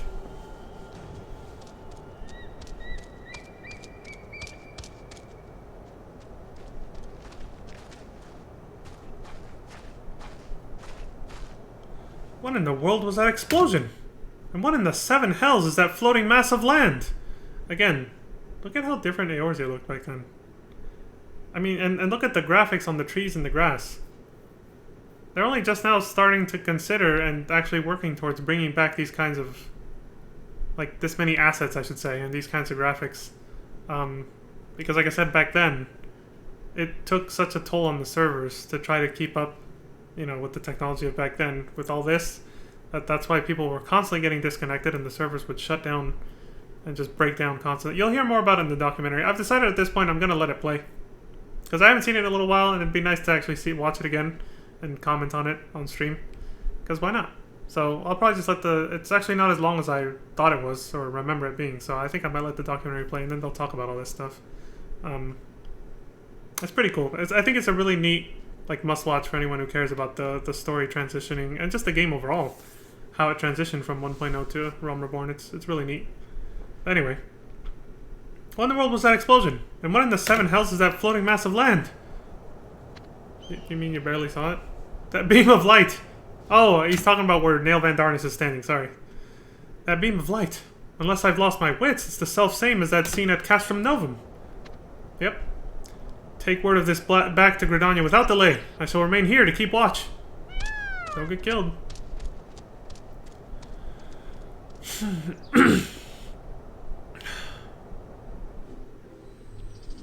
So now he's on a small floating continent, which could be a very low-key reference to FF6.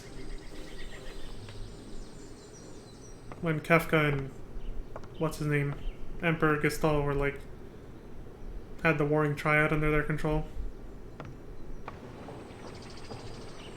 They were going to use that power on the floating continent to take over everything and rule over the world. I don't know what path brought you here. Nor do I know what will be going through your mind when you face Van Darnus. But this much is plain. You fight for a far nobler cause than I. I, Cid Garland, the Craven who fled to Eorzea after helping to annihilate the people of Bozja Citadel.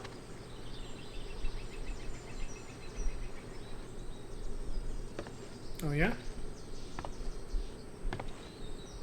This airship may well carry you to your death.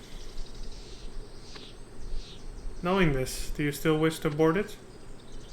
I'm aware that many and more have pinned all their hopes on you, but it's your life and your choice. I'm telling you, this is a great shot of Sid for me to say this now. He really looks, especially since I've played this game on my stream on this channel before, he really looks a lot like Kevin Ryman from Resident Evil Outbreak. Look at him. Like, without the beard and all that stuff that we're used to seeing, young Sid here, he looks just like, including the hair, dude. He looks so much like, I know Kevin's is a little shorter, but it's almost the same style.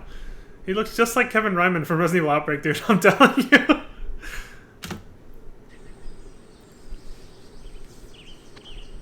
I think he actually looked cooler like this, but now they give him a beard. Board the Enterprise? Nice name for an airship. Totally, going off of fucking Star Trek over here. What is it? The one with Captain Picard? Oh my god, I forgot the name of it. Well, you know which one I'm talking about. Next Generation, I think it's this, yeah. Board the Enterprise, let us fly to infinity and beyond! Seriously? Or you can say no by going, I can't go through with it. But they seriously put that in there. I love that. First I'm referencing Star Trek The Next Generation, now it's fucking Buzz Lightyear from Toy Story. Let us fly to infinity and beyond! Jesus Christ. I didn't see no lip movement from that. That was just a... Did we just think that in our heads? He just shakes his head like... That was kind of cringy, but okay, yeah, sure. I had a feeling that'd be your answer, Encrypted. I need to make some final adjustments aboard the ship before we depart. While I see to them, I suggest you assemble your force. Time to go find a party of dudes willing to go do this suicidal mission with us. Start running around Gridania. I need help! There was no duty finder back then, or a party finder. You just had to run around and actually ask people to join your party. And you walk back up to this guy and go, I'm ready. Let's do this. Come on, Encrypted. The White Raven awaits us on high. It's time to knock that bastard off his perch once and for all.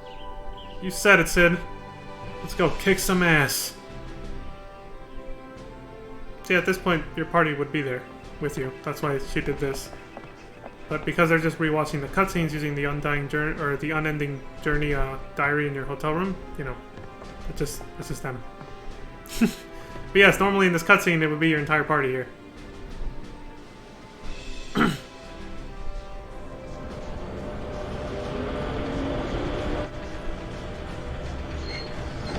See, luckily they had the foresight to fix this in Realm Reborn and Beyond by making it so...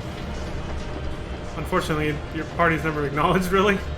It always seems like you're doing everything by yourself in the cutscenes. But that's because that way, that doesn't happen. Where if you choose to go back and rewatch cutscenes, your character isn't acknowledging people that aren't there. The only exception to this was the finale of Realm Reborn. Castrum, whatever it's called, and Praetorium. But your character and the enemies don't really acknowledge your party members, they're there. But your character doesn't actually look back at them or anything like that, so... They still made it friendly for you to watch the cutscene with just you in it. Through the unending journey or whatever. But they still put your allies there when you actually play through it, just for fun. Your posse. There it is! Ready to finish this, Encrypted? What does that remind me of? Haha! That's the spirit! Surprised his airship can handle this weather. He's a good engineer for a reason, though. Look at that determined face. Your character's like, fucking do this shit. Did we just jump off? We did! They didn't even land properly. We had to make a badass entrance.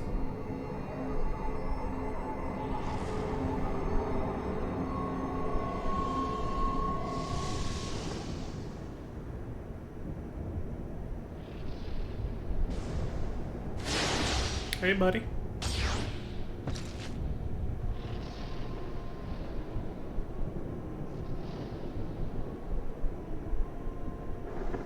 Nice. Very courteous of him. Very polite.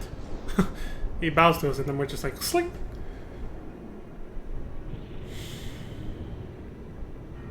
Behold! Base creatures have come to offer thee tribute. He's literally talking to the moon. Hark not to their honeyed words, fawning knaves, for I, thy most loyal servant, shall give thee all that thou cravest.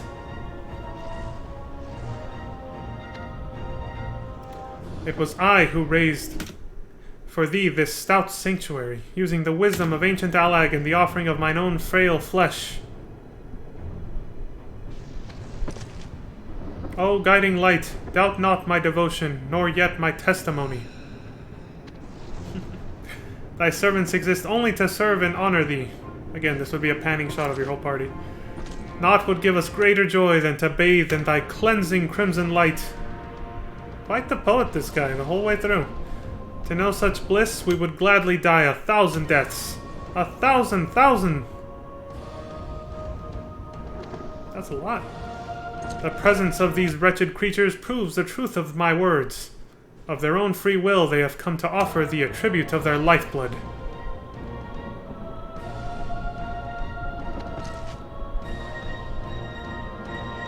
And I, first among thy servants, shall be honored to attend to their sacrifice. I shall rend their bodies asunder, and adorn thy sanctuary with their flesh and bones.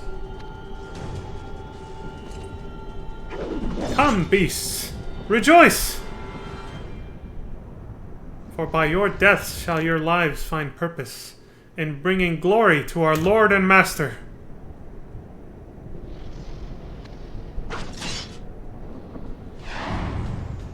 Round 1. Fight! Dun, dun, dun, dun, dun. Play the Ryu theme song from Street Fighter. That I should be bested by mere beasts. Preposterous.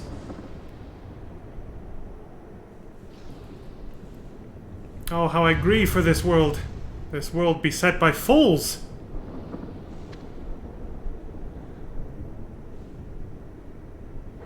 And that the worst of them should hail from mine own land. Oh, Sid? Wonder what this fight was like. Gaius Van Belsar, the Emperor, his beloved subjects. Fools, one and all! I guess because they turned their back on him. They're like, you're not part of the Empire anymore, dude. You've gone fucking crazy. Blindly, they struggle to exterminate the primals in the name of conquest. Yet what worth is there in a realm bereft of the crystal's light?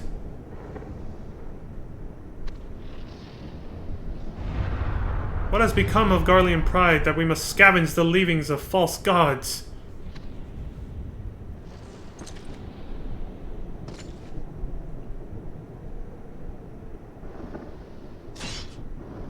This land is fit for but one thing. Purification. And for that would I gladly offer up both body and soul. Almighty Dalamud, red moon of destruction! Grant unto me thy power, that I might carry out thy will. I'm not actually listening to him. Oh shit. Is he about to go Super Saiyan 2 or something? Or further beyond? Yes. Yes! I think he's about to go further beyond. An ascended Super Saiyan. This is to go further beyond! Oh wait, no, he says, the power. It courses through my being. I am... Just fucking screams. See, I need that soundboard of Goku now. Powering up to Super Saiyan 3. That would have been perfect to play right there.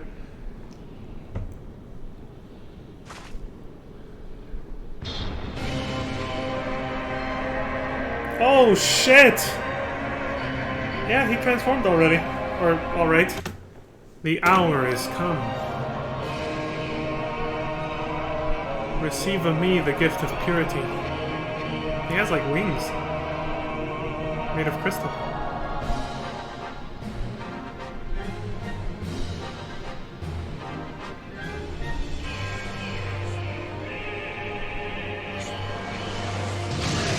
have been an epic final battle to watch and do and play through. Right before they shut down the servers for the launch of Realm Reborn. I'm guessing they probably gave people like 3 or 4 months to do this fight before they actually shut it down. It's only fair. I say it's only fair because only by completing the main scenario quest do you actually get to carry over certain things to Realm Reborn. Including the exclusive cutscenes that they get.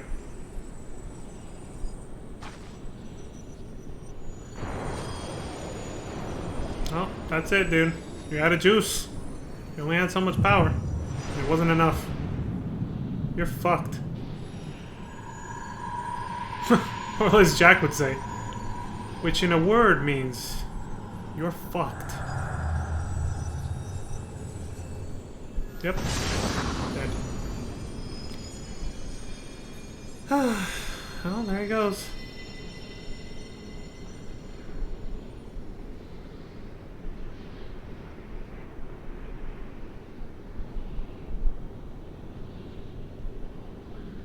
It looks like his soul drifted into it, though. I think it got absorbed. Sucked up by the moon. I should call it meteor, to not confuse it with the real moon. Well. That's all she wrote. Did we take his spear as a trophy or something, or...? Oh, the magic binding this place in the sky is gone. It's falling to the ground. We're fucked. We don't get the hell out of here. We're dead. I crash right into the ground and die. Sid! Came back for us. Of course he would know. Well, are you coming or what? It's customary for the hero to attend... That was too fast. The victory parade! You gotta love when the game forces auto-scrolling text on you and it's that fucking fast. It's like, how the hell are you supposed to read that? You can only play this on PC and PS3 too, so if you missed it, you missed it. Couldn't save a clip to go back and look at it.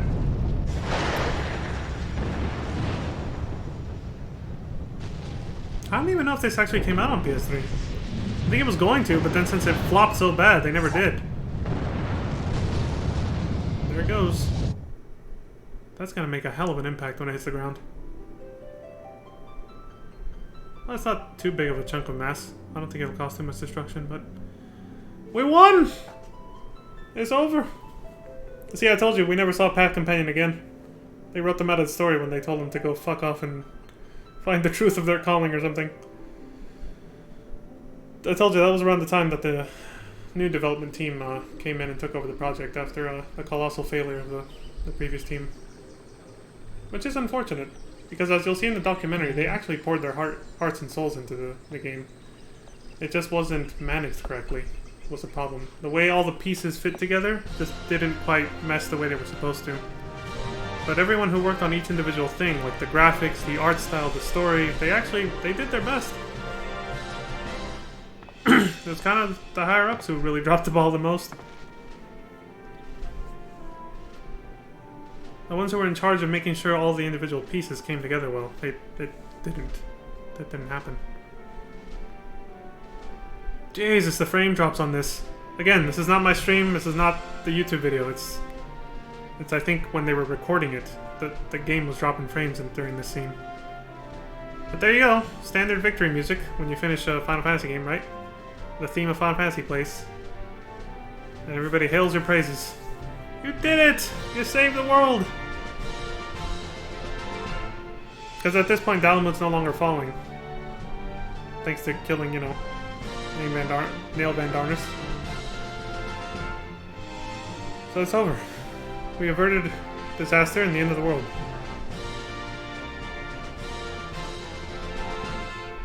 No words can express my pride. I thank the 12 for blessing my ranks with such a soldier. Now turn around, Encrypted, and look upon your achievements. All that greets your eye, you plucked from the very jaws of death. Encrypted Deku. I love the name. Oh, shit! This song always gives me chills.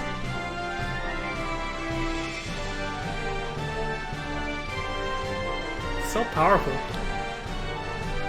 Especially the way it's orchestrated here.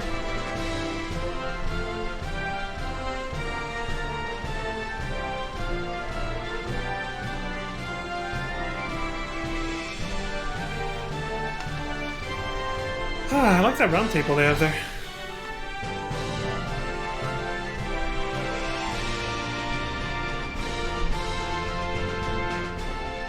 It's like the ending to the Star Wars trilogy, right? Don't they have like a big ceremony like this? Celebrating the heroes? Again, I've never seen a single movie, but I've seen scenes here and there and people talk about it, so...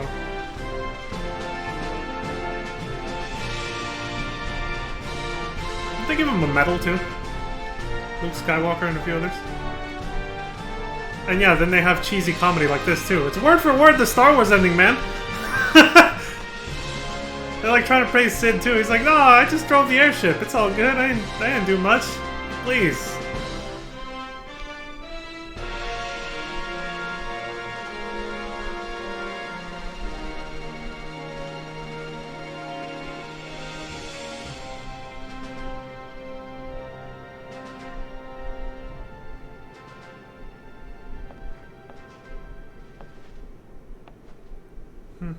And that's it.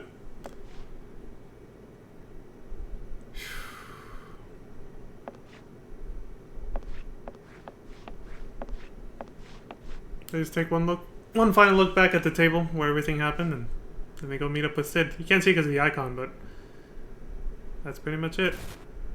So, that's technically the final boss, but they had one more patch, one more update, just before they shut down the servers. That leads into the scene that officially concludes 1.0, and starts Realm Reborn. So, there's still more. And I have just enough time for this, too. Yeah, I do. It's by a different channel. Dual Shockers.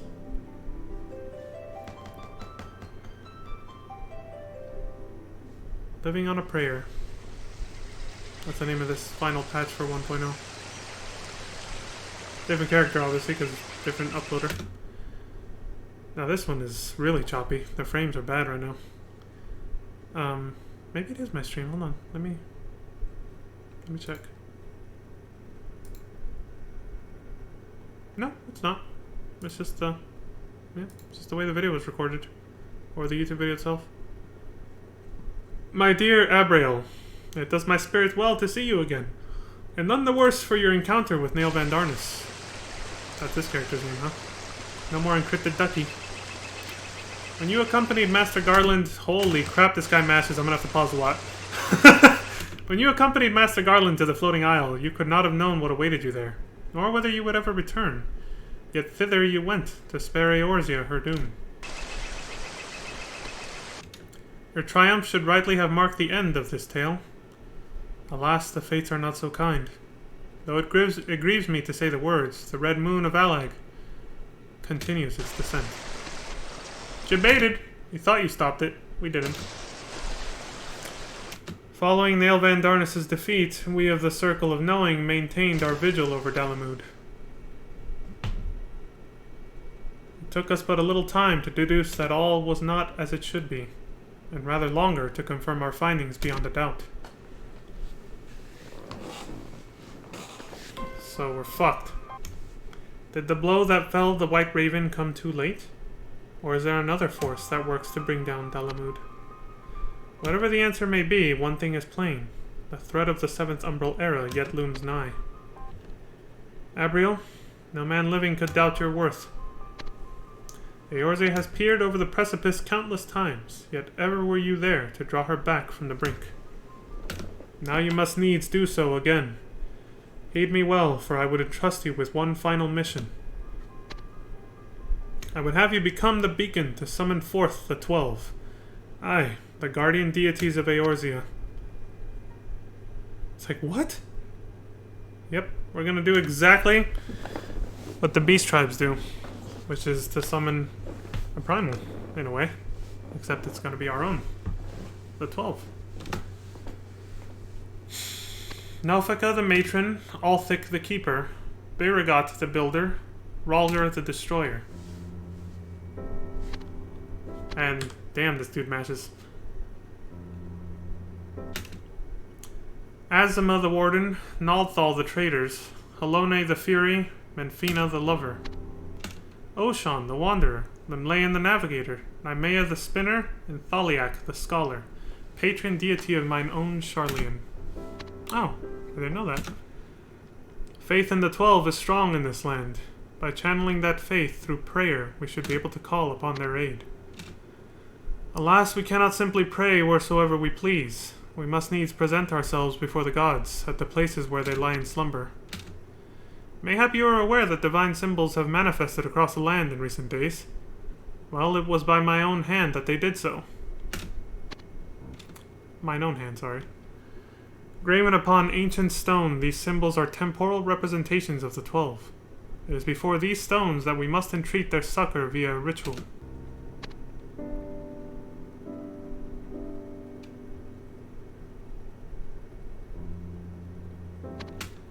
I would have you embark on a pilgrimage to each of the locations and give fervent prayer, a prayer for Eorzea's salvation. Okay.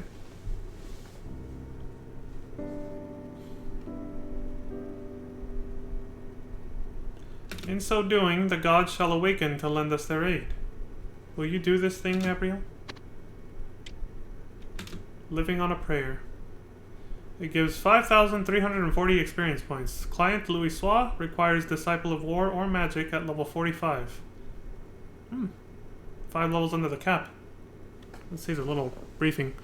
Speaking with Louis Sois at Apkalu's Falls, you are shocked to learn that in spite of Neil Van Darnus' demise, Dalamud remains on its collision course with Eorzea. In order to prevent the 7th Umbral Era from coming to pass, the Archon bids you embark on a pilgrimage to rouse the 12 from their slumber. Divine symbols, temporal representations of the gods, graven in stone, lie scattered across the land. You are to seek them out in order and, at each location, give fervent prayer for Eorzea's salvation. Nelphika the Matron, the clearing before Stillglade Fane. That's our first stop, I guess. To beseech the 12 for Eorzea's salvation, target a divine symbol and then either select Pray from the emote list or input the /pray text command. You have to literally use the emote. Shit! Forgot this guy goes fast. The light of hope shines brilliantly within you, Abriel. No matter how deep their slumber, the gods will surely stir in the presence of such light. If you would lend me your map, I shall mark thereupon the places whither you must go. This dude had full artifact gear on. I think it's called Kartana, right? The gladiators, or paladin's ultimate weapon back then. The relic, basically. The pilgrimage will take you to the farthest reaches of the land. Steel yourself for a grueling journey, and pray exercise the utmost caution. It's alright, at this level we have a chocobo mount, it's fine. We can travel rather quickly. And then there's also aetheryte teleportation. We'll be fine. Relax.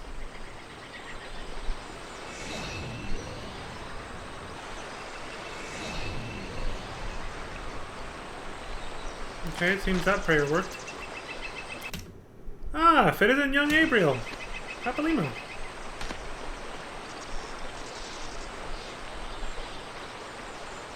Hello! Ida. Good to see you both. The Archons. You're going on the pilgrimage, aren't you? Louis Sois told us all about it. For the love of Thaliak, Ida! Keep your voice down! I'm so glad you've decided to save the world again. It's a real weight off my mind, I can tell you.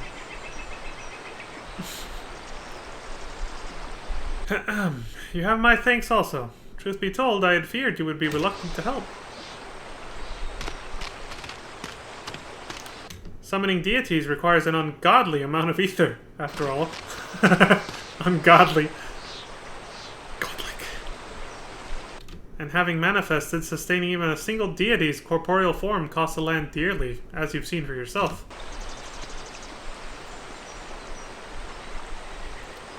Yet here we are, seeking to summon no fewer than 12 of them. That's a lot. 12 fucking primals? Channeling even a tiny portion of a deity's strength will tax you greatly. Fortunately, no more than that should be needed to stay the Red Moon's advance. At the very least, it should be sufficient to nullify Dalamud's power and ensure Eorzea's preservation. Let's hope so. For an added blessing, the process should see some ether return to the land. Ether that Dalamud had absorbed from it. I missed the word there. Oh, ether that Dalamud had absorbed from the primals. There is yet a future for Eorzea. I, for one, believe this to be true. You're of a mind with me, I trust. But, without further ado, let us set to work. May the 12 keep you. There he goes. So long, Abriel. Be safe.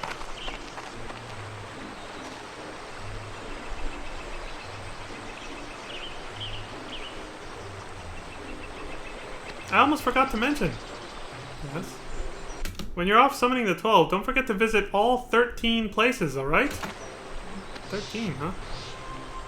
Yeah, I was a bit puzzled about that myself, but then I realized Nalthal has 2 aspects. So anyway, you heard it from me first. Okay, thank you for explaining why there's 13. I bet they wanted to do that just for good luck. 13 is a lucky number in Japan, I've heard. And, yeah, in Japanese culture. That's why they made a big deal about Final Fantasy 13, trying to turn it into this gigantic compilation. They were kind of trying to celebrate that they made it that far. The Fabula Nova Crystallis compilation for Final Fantasy 13, I believe. And yet, shortly after 13, this game, and whoop, Square Enix almost died. Literally, they almost went bankrupt because of this.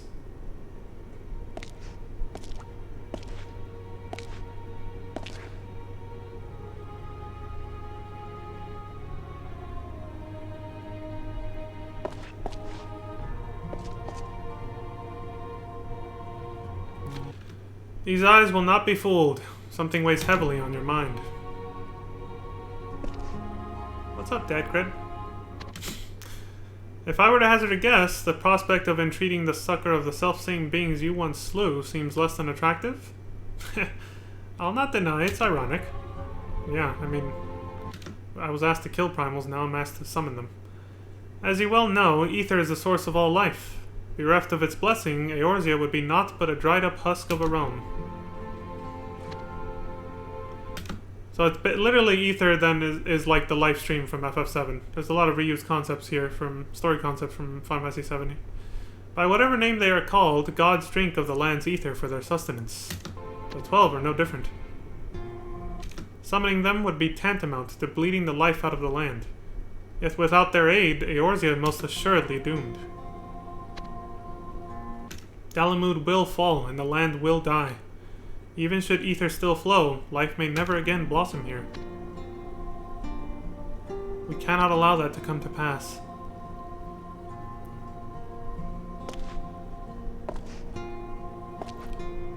Even as we move to stay Dalamud's descent, ever must we be mindful of the toll our actions take upon Eorzea's longevity.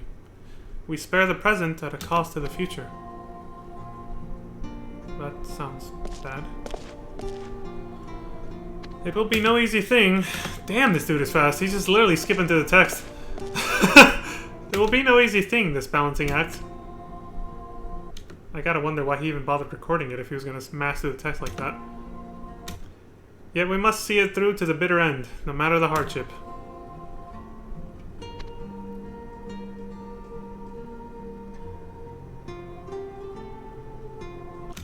Take heart, my friend, for all will be well. Victory will surely smile upon us. Better hope so. Whence comes my confidence, you ask?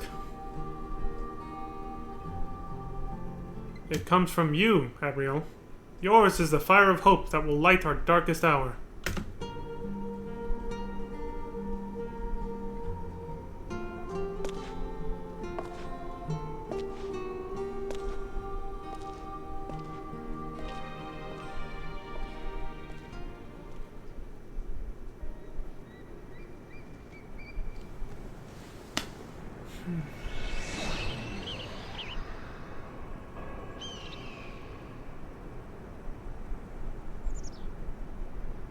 Before this scene goes, I think I need to rearrange my playlist just slightly before it's over. Well, no, not yet, but... Oh yeah, this is kind of out of order. Should put... Probably... This one, I think? Yeah, that one's too long. That one I can show later. Yeah, I think that one. There. Okay, good. So make sure it flows correctly. I received word that the Sharlians have resumed their meddling. Oh shit, it's Gaius again. Oh yeah, Louis Soir is a Sharlian, so I guess this guy caught on to what Louis Soir told us to do. He's disgusted. And who should I find here but you, my old friend from the flames? Were I one to believe in such folly, I would say that our fates are intertwined. I didn't expect to see Gaius again. Forgot about this. Looks like you want a bop. Let's go. There's his airship. Ah, but allow me to congratulate you on bringing down the White Raven. When word reached me, I struggled to stifle a cheer. You're quite happy about that, huh? But what now, pray tell? Nail Van Darnus was a god to his minions. Was as a god to his minions. In their blind faith, the fools have convinced themselves that the man yet lives.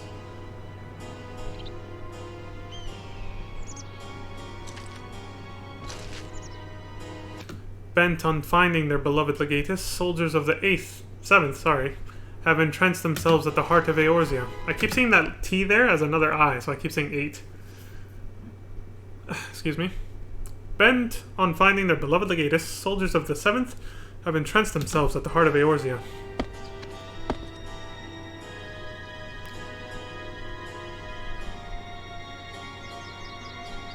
They have gone so far as to send false intelligence to Garlemald, declaring Meteor a success and Van Darnus a hero. Suffice it to say, your leaders shall not long suffer the Legion's presence. A clash between the Eorzean Alliance and the 7th is inevitable.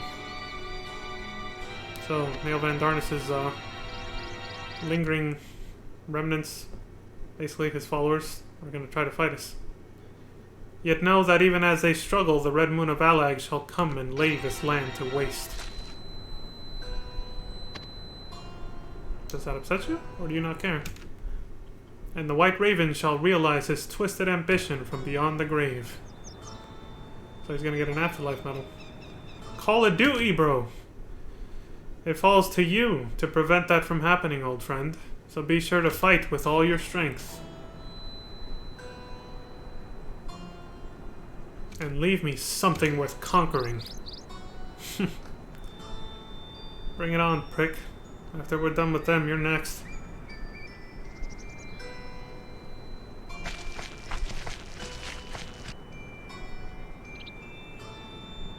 He's gone. Like Batman just fucking disappeared when you weren't looking. I shall enjoy watching the drama unfold from my vantage point on high. And when all is said and done, Garlemald's mighty standard shall rise in every corner of the realm. So his plan is to let us duke each other out, like duke it out with each other, with Van Darnus' leftovers, his remnants, and then come in and sweep up the remains afterwards. Live, adventurer, and we may well meet again. I take my leave of you. I won't be meeting again, alright? If anything, just to wipe that smirk off his face.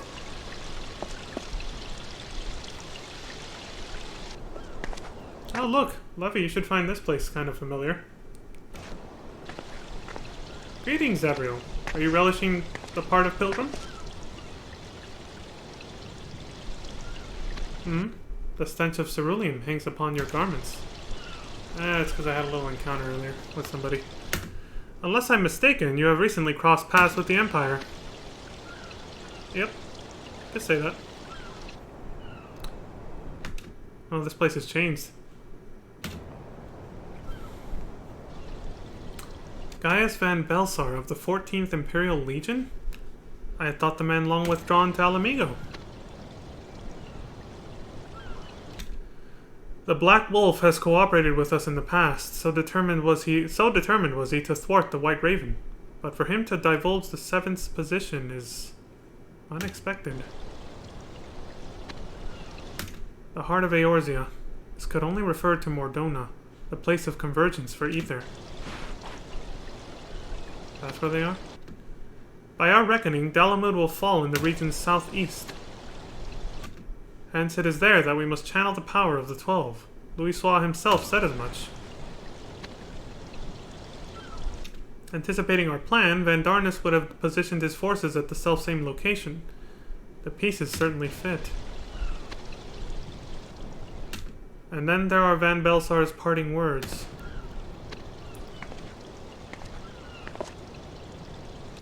It is plain that he still hopes to deliver Eorzea into the hands of the Emperor. He is, and has ever been, a sworn enemy of the realm.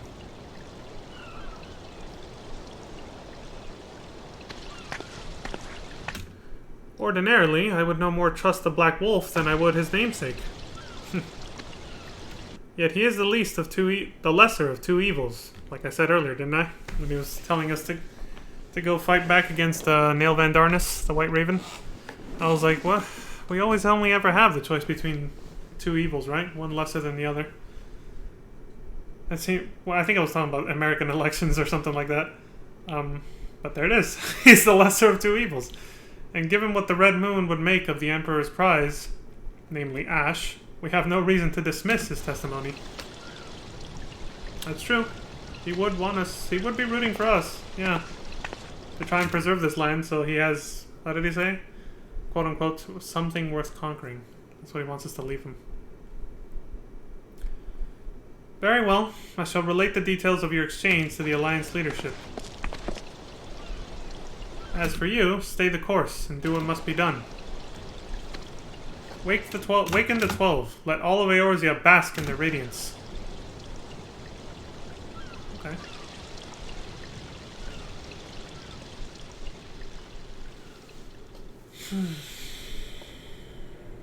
Hey, that one right there is the one on this guy's staff. Louisoix staff. So I'm thinking that must be Thaliak? Maybe? So that's the one that Sharlayan represents Sharlia. Or, yeah, Sharlayan, right? Sharlia.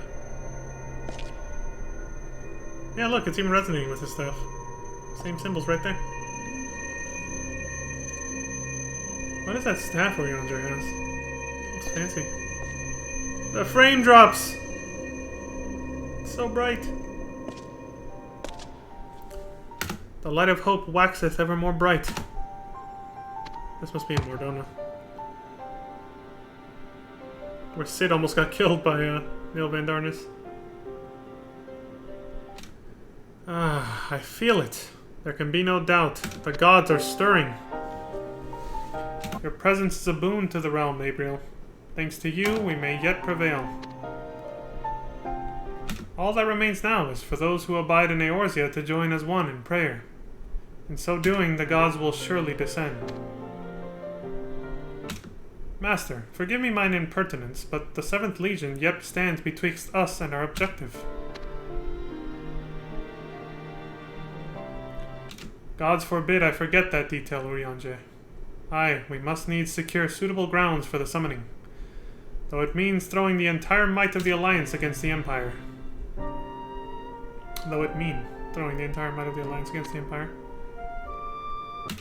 Abriel, hereafter I make ready to receive Dalamud, during which time Thancred and the others shall go forth to marshal the will of all who abide in this land.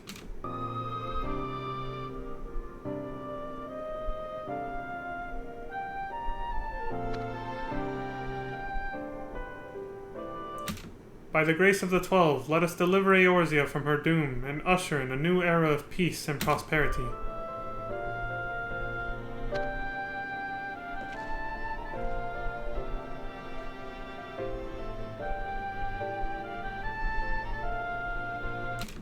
Dire though they seem upon first hearing, the words of Messiah Thousand Eyes are in sooth a promise of salvation.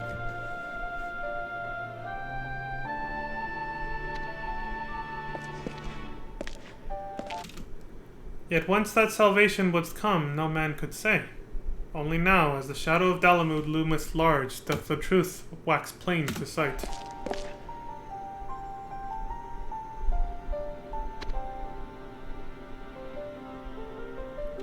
The valiant blades of which the 7th verse spoke betoken none other than thee and thy fellow adventurers. Oh.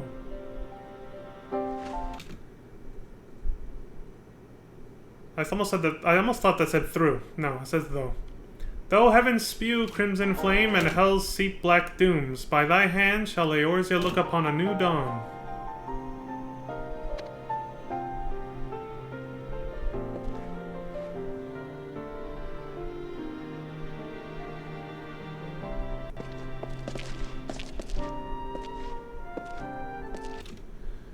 Urianger speaks true. Like him, I harbor no fear for the preservation of Eorzea. Your presence alone serves as ample reassurance. Ever have you blazed the path, a guiding light for men to follow.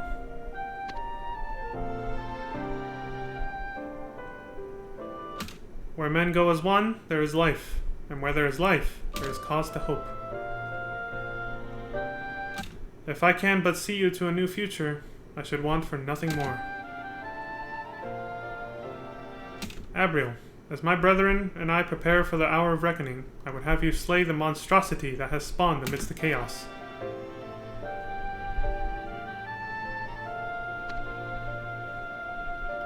Having done so, take your place at the summoning grounds, the southeastern expanse of Mordona, and prepare to repel the 7th Imperial Legion.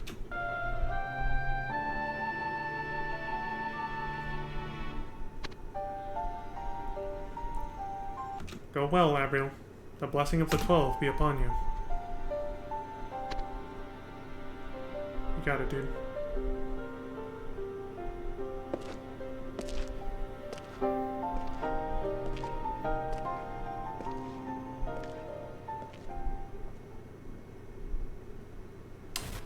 So, while you're waiting, because that's it, that's the last quest. They explained this in the documentary a little bit, but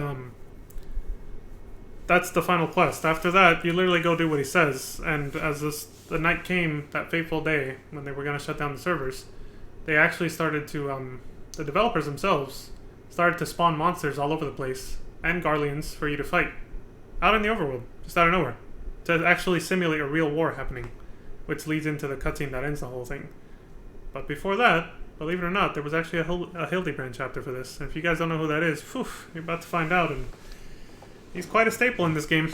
He becomes quite a staple in this game after this. So, this is, see, he titled it Chapter Extra 01, Hildebrand. There's 3 parts, super short, really. They're like, the longest part is less than 10 minutes, I think. But it's basically a little comedy sketch sort of quest line. It's meant to be humorous. But that ties into the main story a little bit. So, here we go. It's a nice little breath of fresh air after all the dark, serious doom and gloom we've been watching, you know? A Realm Reborn, Final Fantasy XIV Online, the story so far. Ring of Deceit. We don't get many adventurers around these parts. Josuke's ring? Don't know nothing about it. But seeing how you mention it, that night I did see old gentleman Josuke was huddled together with Momodi for a bit, whispering somewhat urgent, like... Then later on in the night, I see him staggering around the lane here. Damn, this way of talking is tough. Hildebrand. There he is. That's the guy, doing that funky pose. Have a habit of picking up the whisperings of young scallywags from a half a mile away. Ah, but this is curious indeed. Master Josuke claims he did not leave the Hourglass the night of the theft.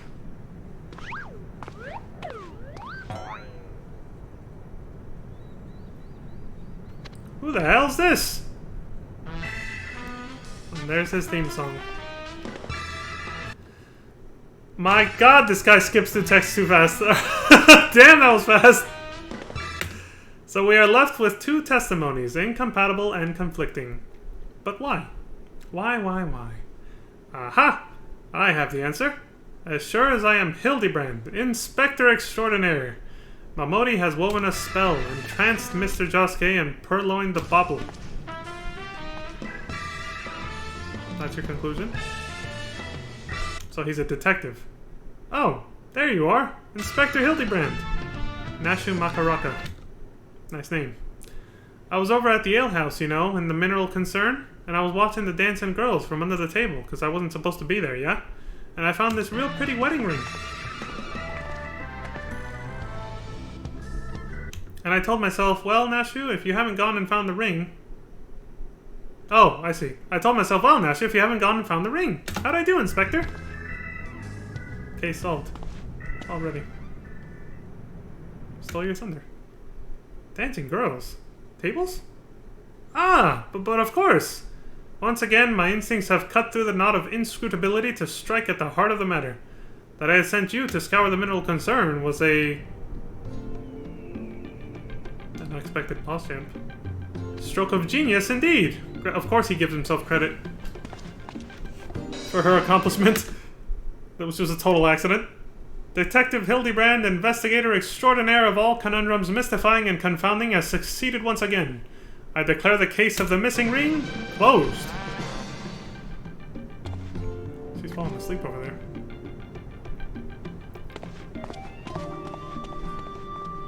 Alright, that's it. We're done. That was Hildebrand. What was that all about? The ink thief. I was just kidding, that's only part one.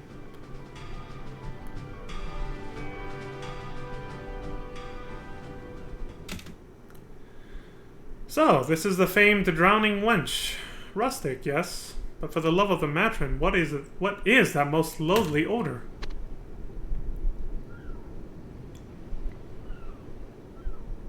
Could it be a case?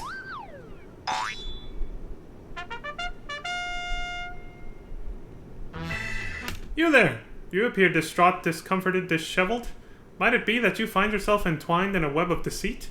Lost in a labyrinth of villainy? What is this guy going on about?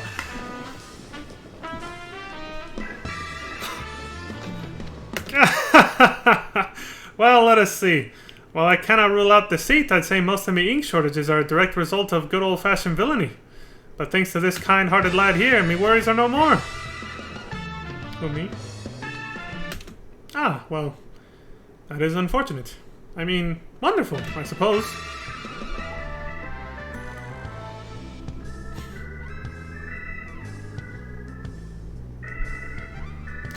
Oh, but where are my manners? I have yet to give a proper introduction. My name is Hildebrand, Agent of Inquiry, Inspector Extraordinaire. This guy. The comedic sound effects. Oh, Lord, that guy's too fast sometimes. I travel the realm visiting inns and alehouses such as these, quelling quandaries where they may be found. I lift cares from shoulders and thwart dastardly deeds. Should troubles darken your door, summon me, for I am and always will be your humble servant. Inspector, the water in that big lake outside tastes funny. Do you think we should investigate? A poisoned lake, you say? Excellent work, lass. Come, we must hurry before some poor soul takes a sip. Good day, all.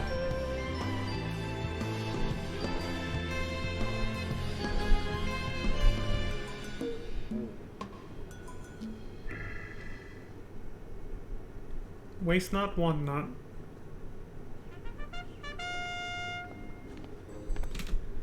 So far, we've seen him now in once in every city-state.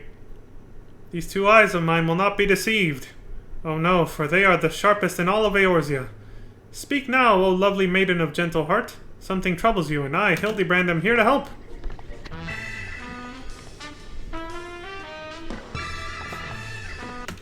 Yes, well, nice to meet you. But if you've come about the forgotten bag, Abriel here has already seen it safely back to the owner.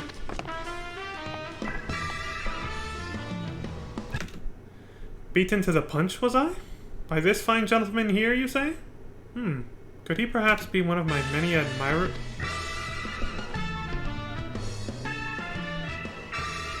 Oh, but where are my manners? I have yet to give a proper introduction.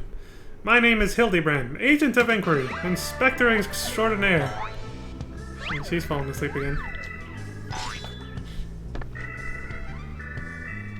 I travel the realm, visiting inns and alehouses such as these, quelling quandaries where they may be found. I lift cares from shoulders and thwart dastardly deeds. Should troubles darken your door, summon me, for I am and always will be your humble servant. Incidentally, I must say you have a lovely town here. Very pretty. The forest is so quiet and still. It positively shimmers with a mystic miasma. Not to mention the quite sensational salad I just enjoyed in this fine establishment. Remember, should troubles darken your door, summon me, for I am and always will be your humble servant. And Abriel, I sense that we shall meet again, and my senses are rarely off the mark. Till next time. Oh, he's not wrong this time around.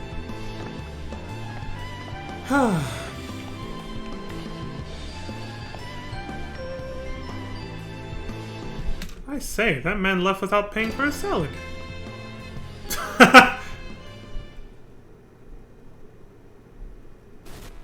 Chapter 2.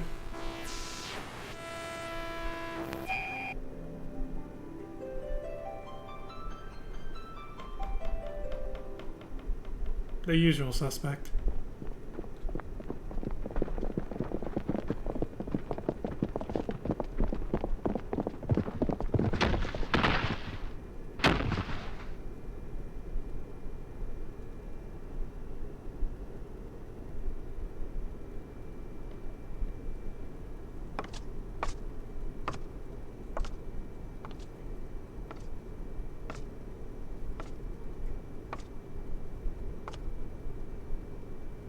My blade. My blade is gone!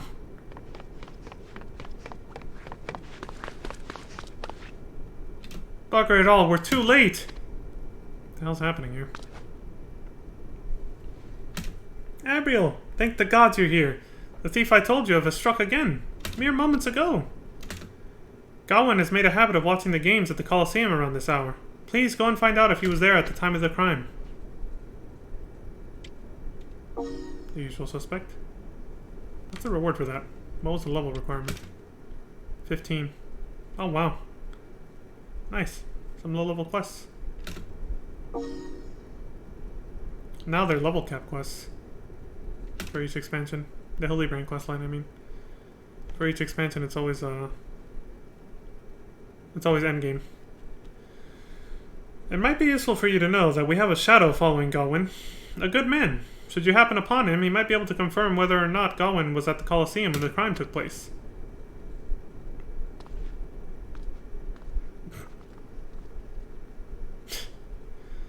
In plain sight.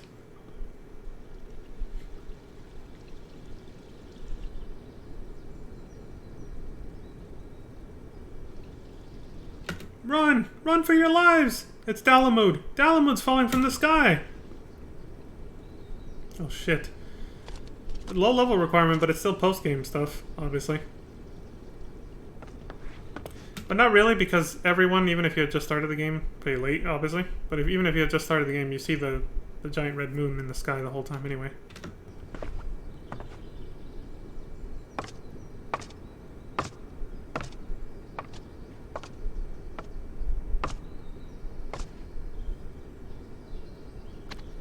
My beloved axe. She's gone. Gone, I tell you! What is it? What's the commotion? Guys, don't tell me the weapon thief has struck again. Struck again? What's the rolling R's? Is that because he's a cat girl and they're trying to do some kind of like purr thing here? Where in the seven hells is that investigator fellow when you need him? It's all well and good he's disguising himself as an ordinary citizen in order to shadow his quarry. But how are we supposed to find him in emergencies? Emergencies? Maybe that's how she said it?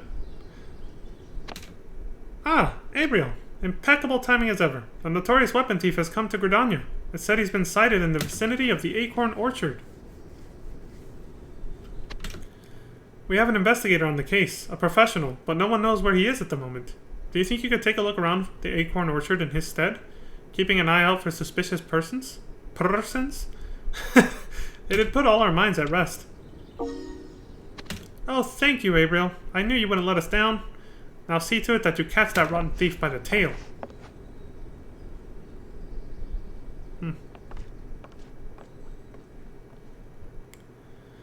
private eyes.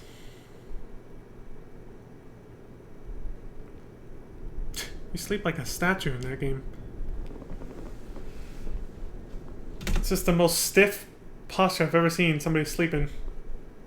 Open up! Open up! Dalamud's finally gone and toppled head first from the sky. Again.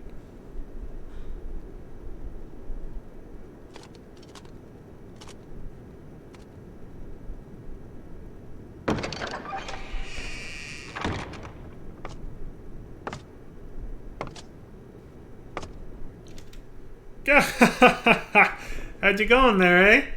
Dinna worry, laddie. The mooner's bigger than ever, but she has not moved an ilm. Well, not so as I've noticed anyway. Still, I bet you're wondering what in the seven hells could have dragged the old mate, what the hell's his name? Medicine, I think, to this spacious yet affordable room of yours. Well, the thing is, I hear tell that the Kudas have finally found the hidey hole of Gawain the Gannet and his motley band of weapon thieves. Now, I suppose one might sit back and let the authorities see to such matters all official-like. But what if a certain innkeeper also knew the whereabouts of said hidey hole, and was willing to bestow that information on a certain customer who just so happened to be standing in the same well-appointed room as said innkeeper? Would he be interested, I wonder? Oh, me? Of course I am. Hold on. Ah, shit. My eyes. My eyes! It's my right eye specifically. Got a little irritated. Jesus. Phew. There we go.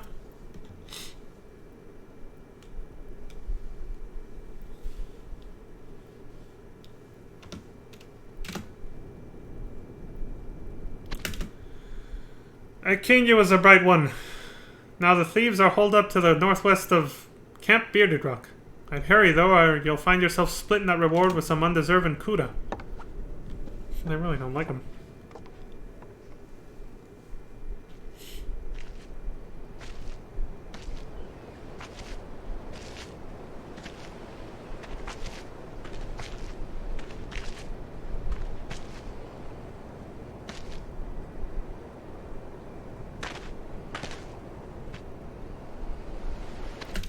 Hey, old friend. I was beginning to wonder when you would show yourself. You've played my shadow for quite some time now. Tell me, should I be frightened or flattered? If it is answers you seek regarding the missing weapons, then yes, 'twas I who stole them. Though I prefer the word reclaim. A man cannot steal that which was rightfully his to begin with, after all.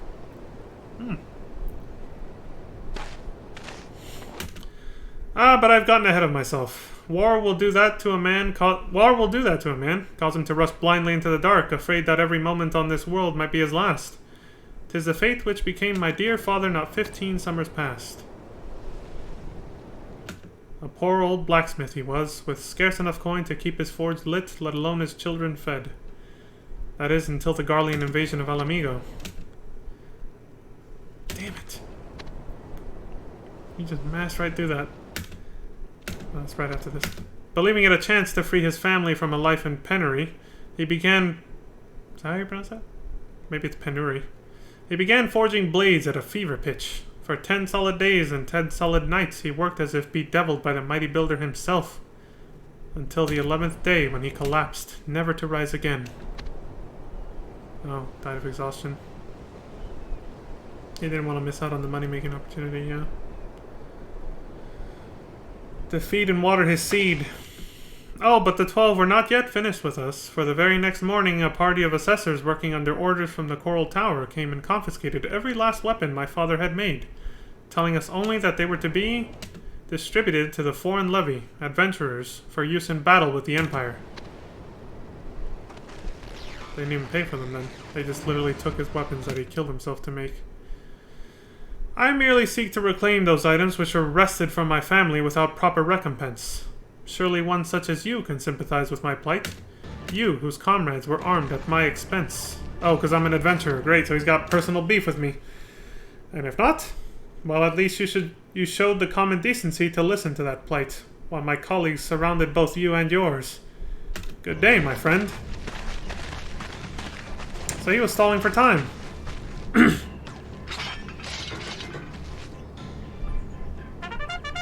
What the fuck?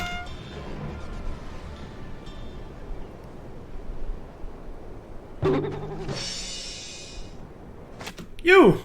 You're the knave who's been loitering around my men for the past moon, masquerading as one of us!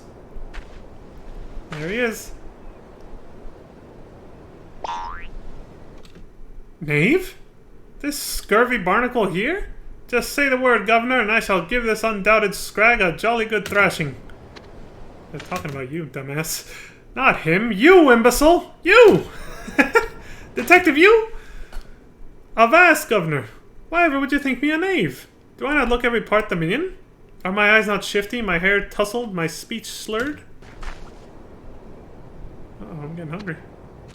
Look the part? You're without doubt the most poorly disguised impostor I've seen in all my days. A great buffalo would seem less conspicuous in the Admiral's stateroom than you do here. In the Admiral's stateroom than you do here? And stop calling me Governor. No one calls me... Oh, now he pauses. Governor. Not even my own men. And so the game is up. A pity, though I must admit you have quite a keen eye, Gawain. Few are they who can claim to have parted my myriad veils of illusion. Oh, really? He thinks he's a master of disguise. Great. Very well. You shall know who it was that so subtly infiltrated your ranks. Who it was that watched your every move, heard your every secret, supped on your every stew. Yes, it was I, Hildebrand, agent of inquiry, inspector extraordinaire. You will have heard the bards sing of my exploits, I am sure.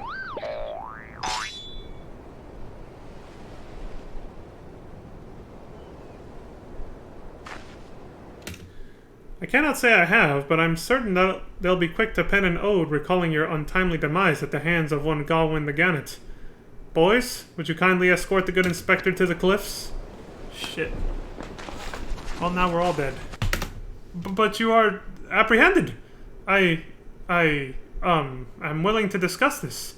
You seem to be harboring a great deal of anger. Perhaps a hot cup of tea will help you to relax. I believe I have some here in my bag. He knows he's screwed. Inspector, is that you?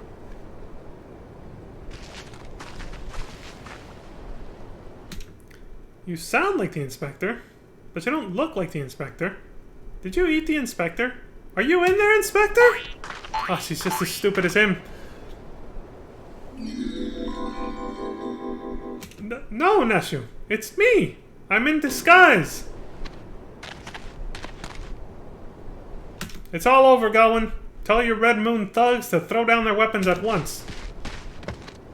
Seven hells! Don't you all have a war to attend to? Apparently not. Not yet, anyway. No, wait! There's been a misunderstanding. You see, I'm not really one of them. I was merely pretending to be, that I might learn their secrets and... Mommy! Ouch. Poor bastard.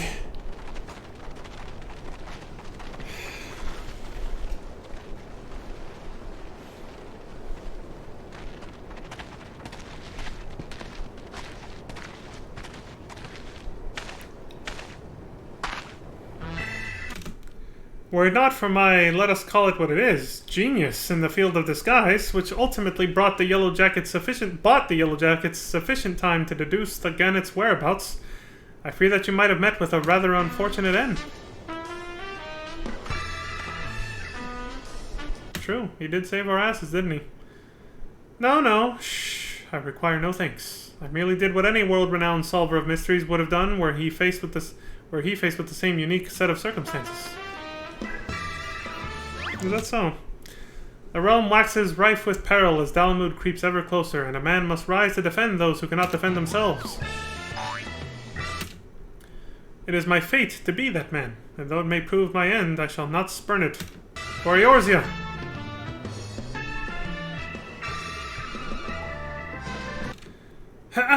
Now then, before I take my leave, there is something about you that seems awfully familiar. It is as if our paths have crossed somewhere. Sometime, perhaps in a previous life. Though I suppose we'll never know where or when it was exactly. I'm not too humble to admit there are some cases which lie beyond the capacity of even the sharpest of sleuths. Good day, sir. Interesting tidbit there. Last chapter. Before the moon finally falls.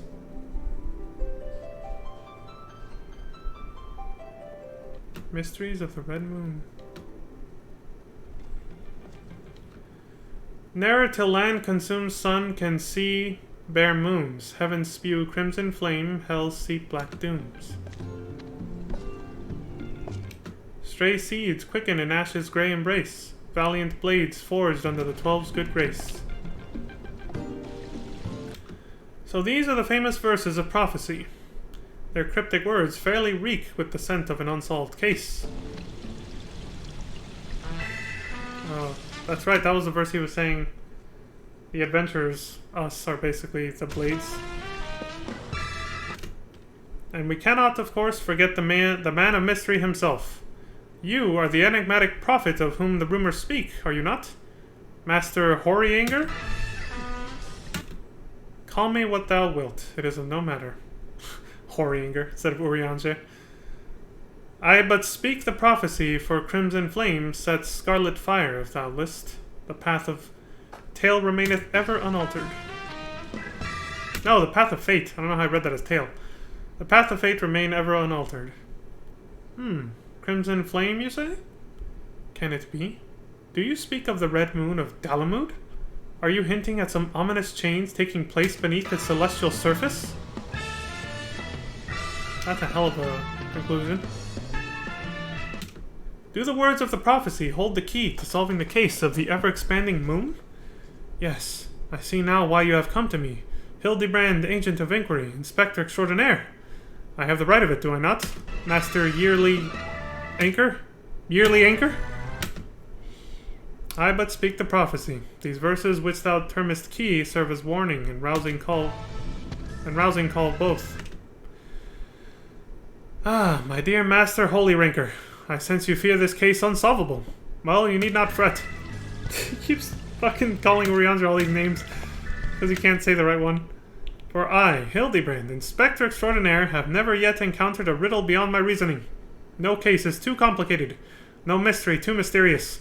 I shall, by which I mean to say my associate and I, shall divine the truth that lurks within these foreboding phrases. Louis Soir already kind of did that, but okay. Abriel, my fine and faithful assistant. When the hell did I become that? What luck that we should meet here upon this day. And we both know that a man of my prodigious talents always engineers such seeming serendipity. Glad to have you aboard.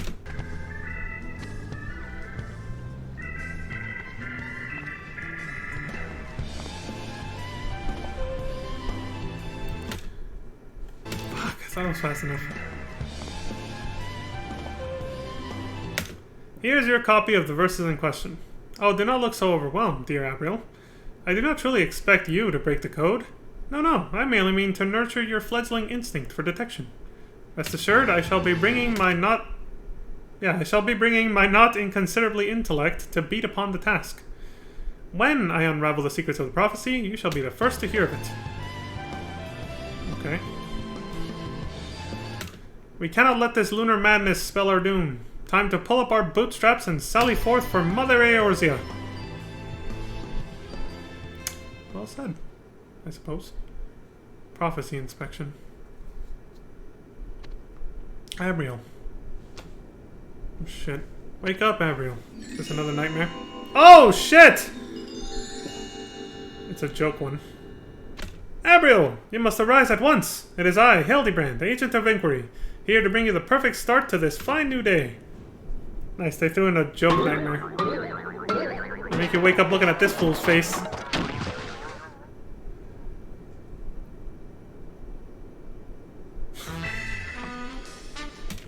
Morning! They literally bars into our inn. Our hotel room. It's like, dude, this is my private quarters. What the hell, man? I've done it! I've cracked the code of the prophetic verses. And just as I promised, I have come to deliver the momentous news in person. In short, after much painstaking study, I have discovered that the key to preventing the calamity hinted at in the first stanza is stated plain as day in the second. Okay. Stray seeds quicken in Ash's grey embrace. Valiant blades forged under the 12's good grace. Which Louis Fawcett refers to us. The clue lies in the phrase valiant blades forged under the 12's good grace, right? A valiant blade, if I may presume to use the singular, unquestionably refers to a heroic swordsman. Yep. You got it. So far. Does the simple beauty of it not astound you?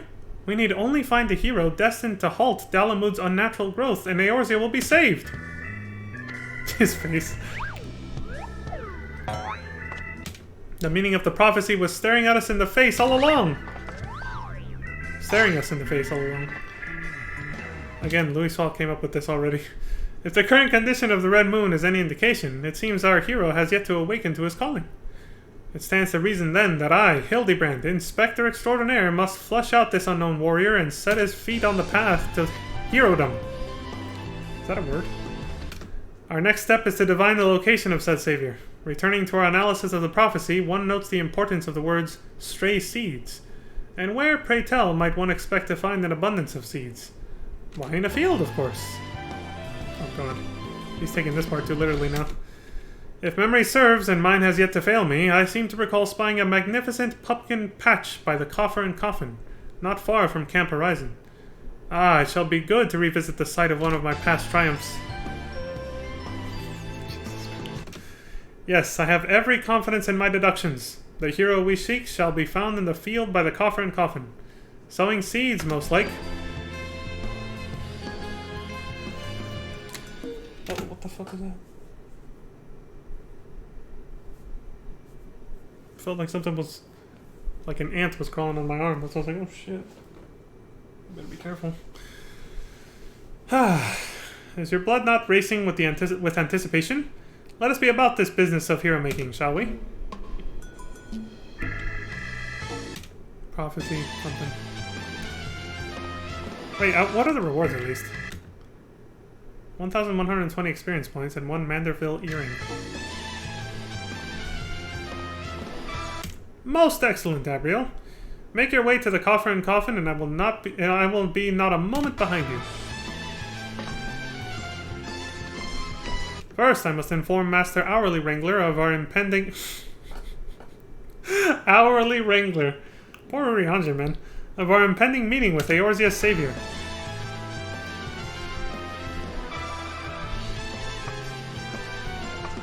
Okay.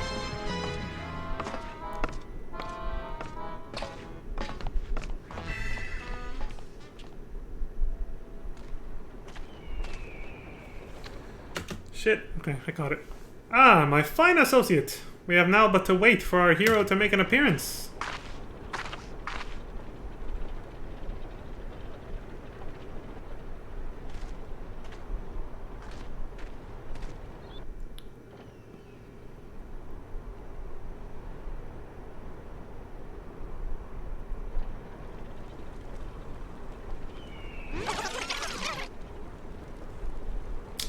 Still waiting.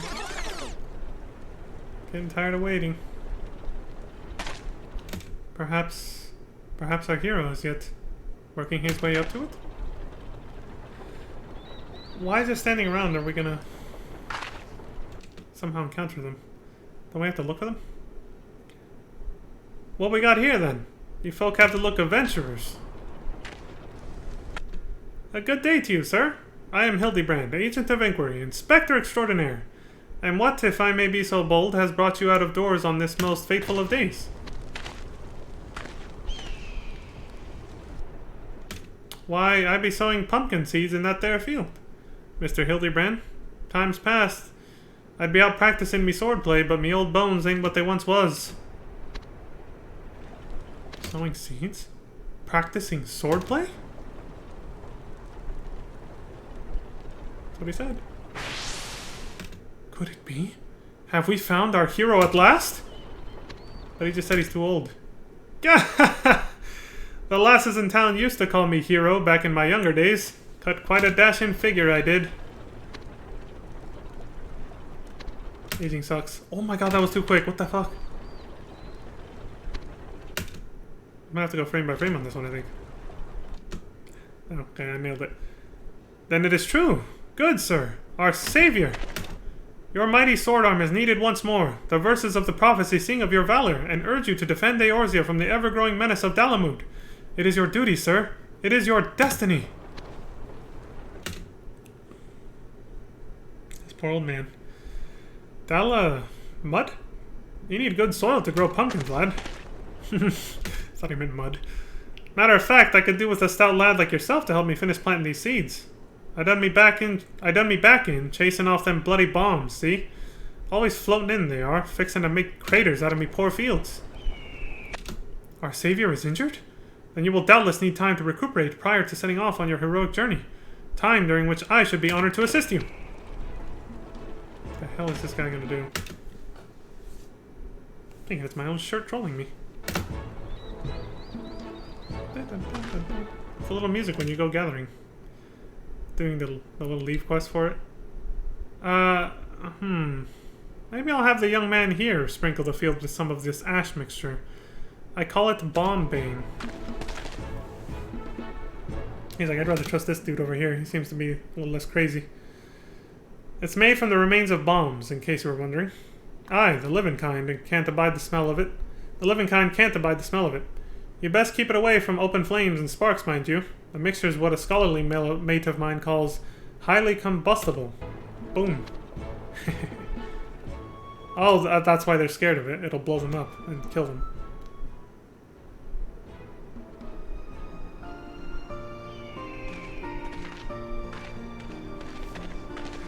Because, you know, they're fiery.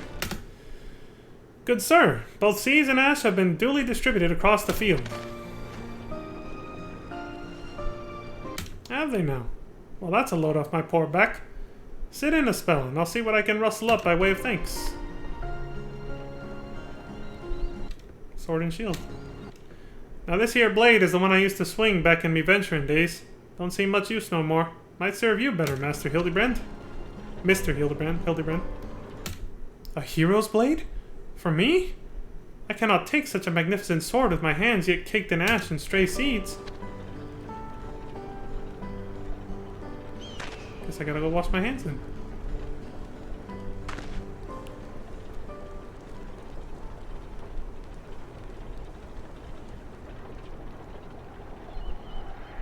Seeds. And ash. And a hero's sword. Uh-oh. What stupid idea is he about to come up with now?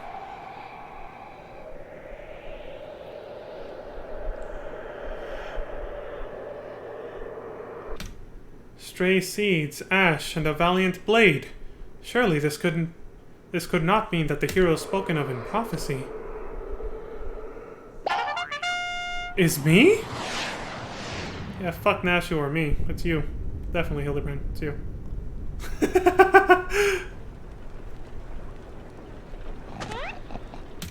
Good sir, can it be that you have chosen me, Hildebrand, Agent of Inquiry, to be your successor? But of course! You sent me this quest of seeds and ash to open my eyes to this, my true calling! Actually, he just needed farm help, dude. Oh, he's asleep. He's not even listening anymore. Stray seeds quicken in ash's grey embrace. Valiant blades forged in the 12's good grace.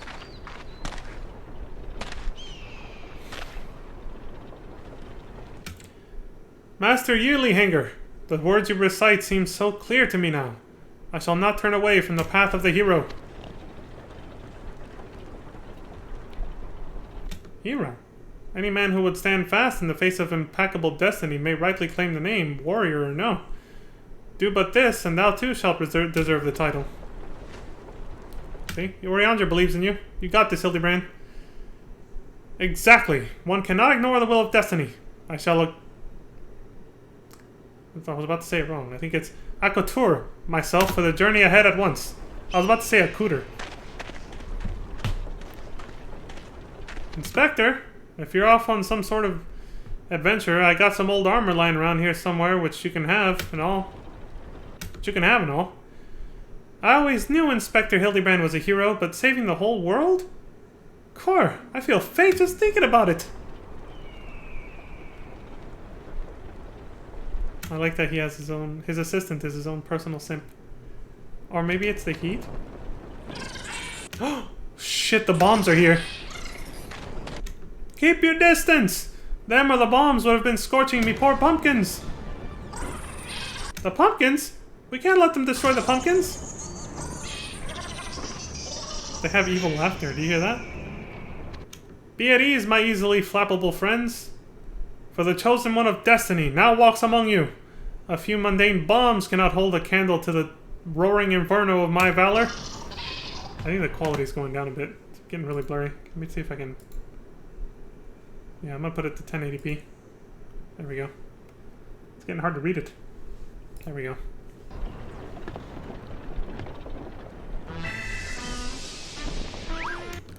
Back, fiends! You are no match for the legendary. Oh my god. Gentleman Hero Hildebrand! He put on armor underneath his suit.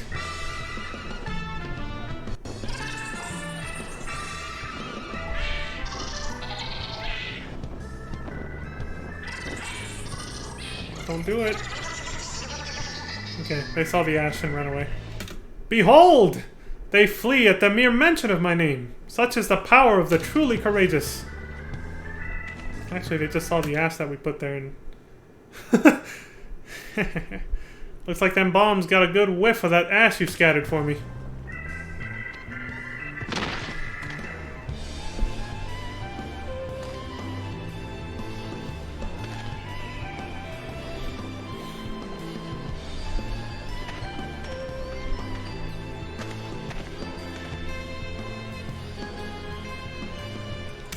My ever-loyal associate, it is time I set forth on my journey. I shall become the hero Eorzea needs and liberate the people from the chains of Dalamud's terror. Okay. I would like for you to hold on to this Manderville earring. Please, I insist. My family deals in jewelry and our vaults overflow with such baubles. The days ahead of me promise much hardship and battle, but these earrings are a symbol of my solemn vow to return to you in triumph. Now, if I could only secure a means of transportation to Dalamud's surface.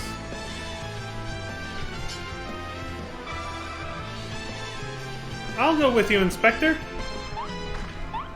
Is that Neil Van Darnus' spear? Hmm? Ashu, wherever did you find that spear?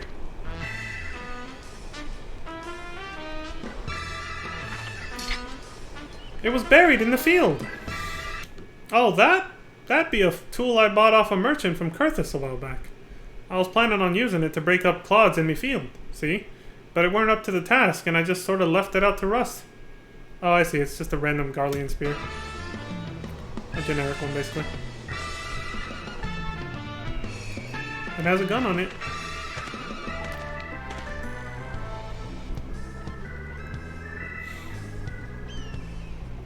What a curious spear this is.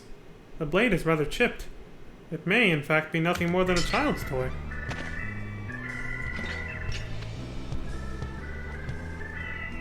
Look how Orion's just still here watching. Oh ho, is this a musket barrel I spy? It appears to be jammed with ash. Perhaps if I just tug on the trigger here.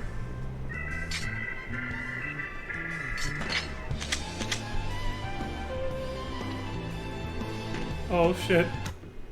He's right by the ash that he said is highly combustible. He's gonna blow himself up. Inspector, whatever you do, don't... There it goes! Like a fucking cartoon! Holy shit! Mommy! And he's gone. Straight to the moon. Well, he said he wanted transportation to get there, right? There he goes. Another sign from the gods! This device will surely propel me all the way to the Red Moon!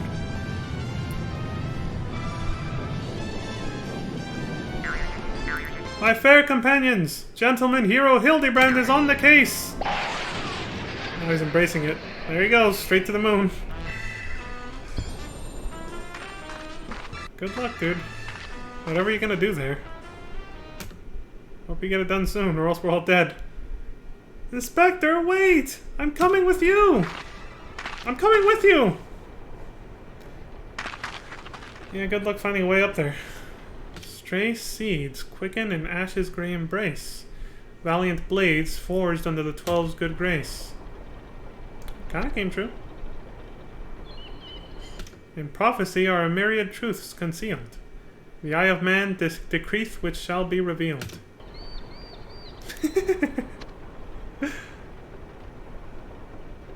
Gentleman hero Hildebrand, thou art but one valiant blade among many. Yep. But he thought he was the only one. See you later, Inspector. Good luck up there. I have a feeling you're gonna need it. Lord knows what the hell's on that thing.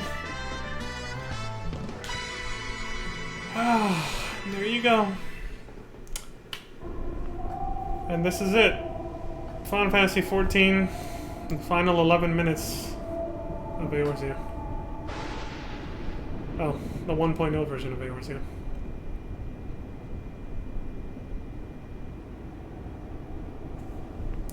People make movie references here in the chat. Some people won't understand this one right here. Yeah, this is people waiting for the end. They chose a peaceful spot. Somewhere near Mordona. Because, you can hear Answers, the song, playing in the background. But, yeah, basically, this is right before they shut their servers down. The moon was literally about to hit the planet, so...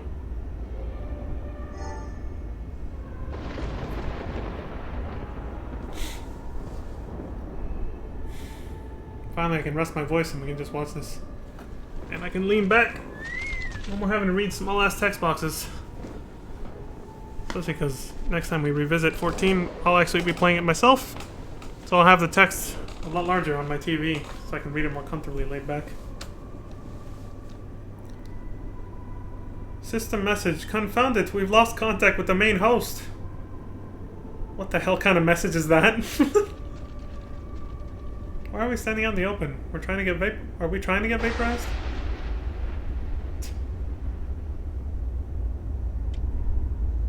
Some people won't understand that movie reference. I should have read it out loud just for the funnies. What does he say? Quick, didn't we bring any nuclear missiles? That's the theoretical way to deflect doomsday bodies. T-minus 5 minutes. Well, we need a slingshot around the moon first, then land on the comet, and then we drill. Then we drop in the nuclear weapon and leave Bruce Willis behind.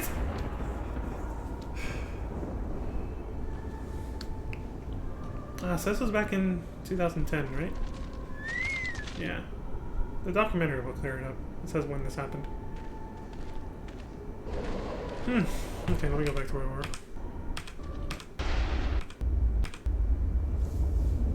Well, according to the system message, we're screwed. Nowhere else to run. We're all dead. Watch the airships will land and kill us all. Oh, this video right here is... I should give credit. The last one was by an uploader named Giuseppe's Gaming. Twin Infinite something or other. Let me see.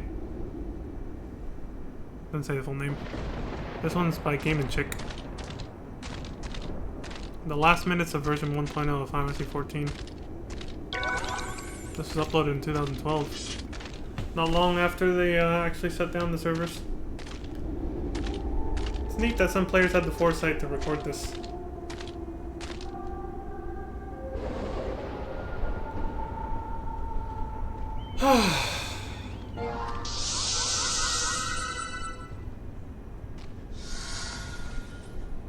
Airships land on top of us and the comet doesn't even kill us.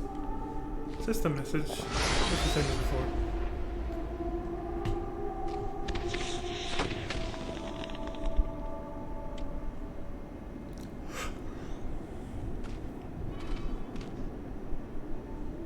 Well, someone in my link shell gets to die next to Rainbow Dash. 10 minutes left. It's cool that they had the magic prisms back then, huh? Look at this user interface compared to what it looks like now.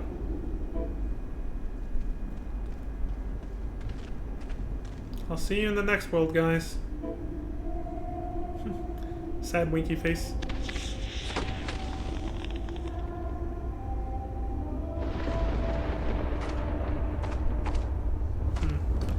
Before the grand finale hits, I'll take a quick restroom break. It's about to. Yep, on the last 2 minutes before the server shut down. Alright, be right back in 1 sec.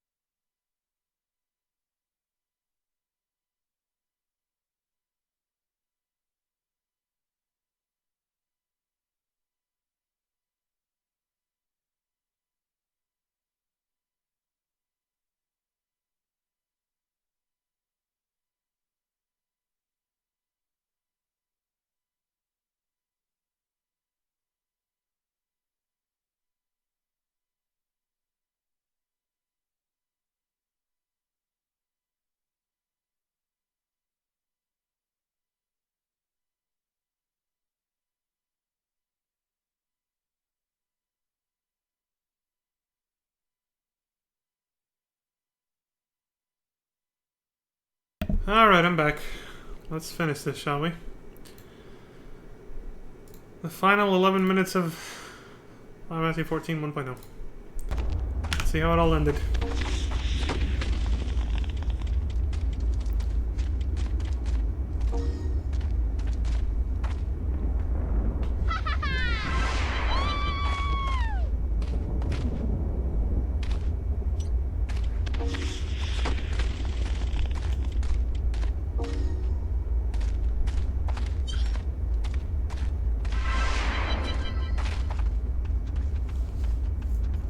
T minus 45 seconds.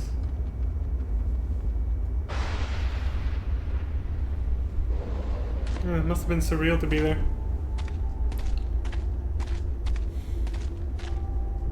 It was a good run. I'll see you on the other side. Woo! We're going in hell tonight. Oh my god, the references from back in those days.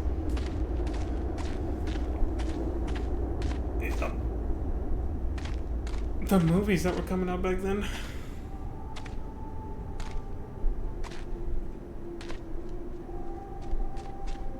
T minus 10 seconds.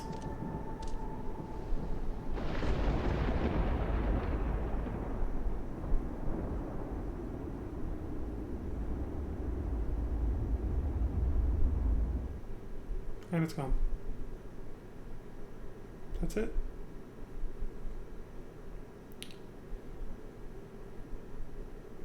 Right before the server shut down, a cutscene suddenly loads up.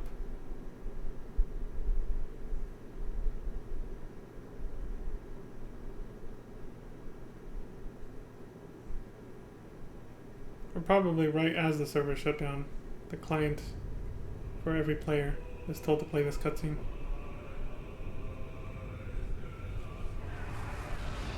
Remember, like I said, they'll explain this in the documentary. There was fighting going on in-game. They were just standing in a place where there wasn't any. But the developers were spawning monsters and Garlean enemies for you to fight up to this point. And the server was finally shut down. There's a different video I'll show later, after the documentary, that shows that actually. Players fighting the enemies that I talked about.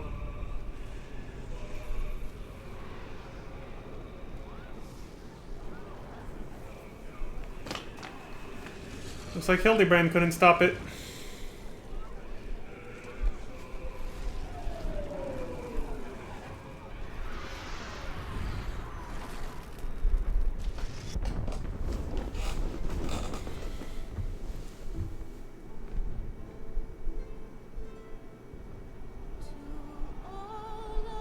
There's the fighting I was talking about. So this cutscene is based on shit that was actually happening in game. Up to the last moments. The Eorzean Alliance leaders. There's Gaius Van Belsar watching the fight from far away. Those must be the 7th Legion. Neil Van Darnus' loyal troops. Trying to stop us from summoning the 12 to stop Dalamud, basically.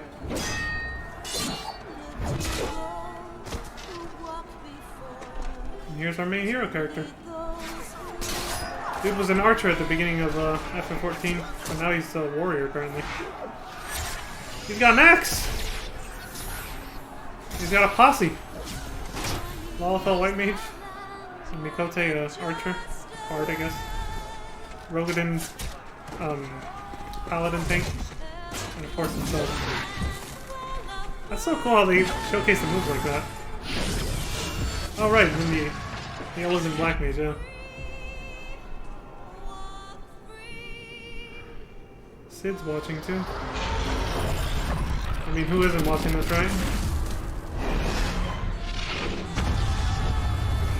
The damn thing's breaking apart. Hasn't even hit the planet yet.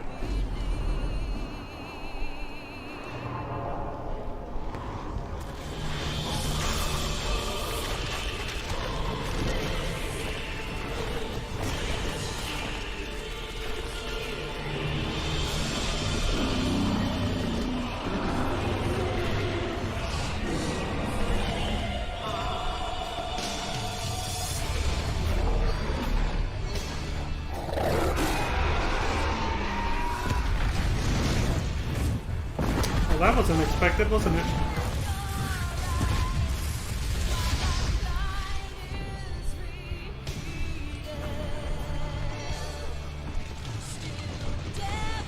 It's fucking destroying everything.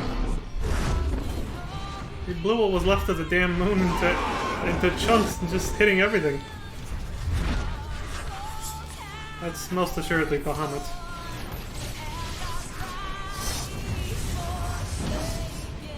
I don't think anybody thought of Bahamut was just inside that thing like that. Everybody was just expecting the red moon to just crash into the fucking planet, not for this to happen. That's why they're all shocked, like, what the fuck?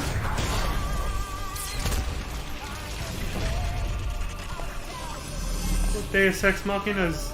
Oh. Louis lost. He saved our asses at the last minute. And we're incredibly lucky. Every time. Oh shit. It's too strong. He can't.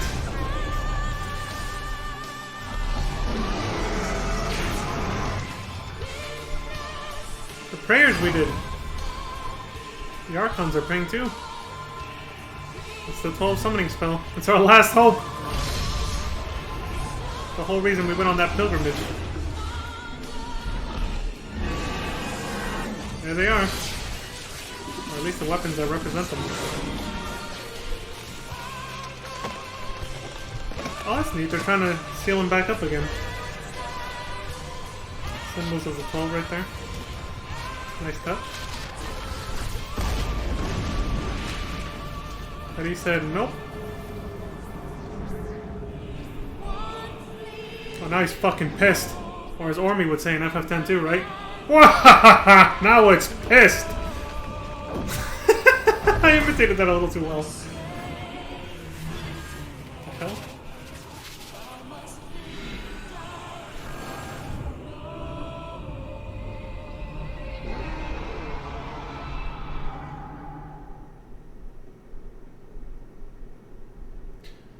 But every end marks a new beginning. He teleported us to safety and sacrificed his own life in doing so.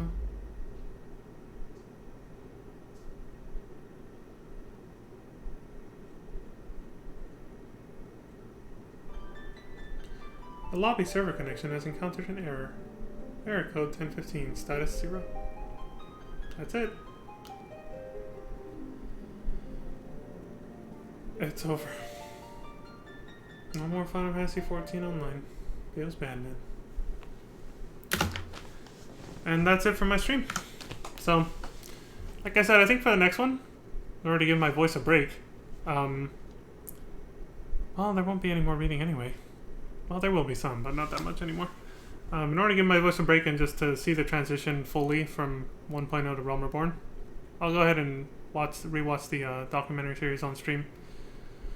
It's I'll give it credit right now, even though I'm not doing it this stream, but it's by NoClip, Video Game Documentaries. Final Fantasy 14 Documentary Part 1. There's 3 parts. Pretty short, not bad. So I'm giving credit where it's due. So we'll watch that next time. And then since that's only going to take up about... Oh no, that'll be a full 2 hours. So that'll be like, yeah, a full video basically. If we actually get finished in those 2 hours, then I'll take a break as usual and do another 2 hours where we'll actually start Final Fantasy 13 Part 2. But yeah, that's it for me for now, folks. As always, I appreciate y'all for watching. Those who came by, love you, looking at you.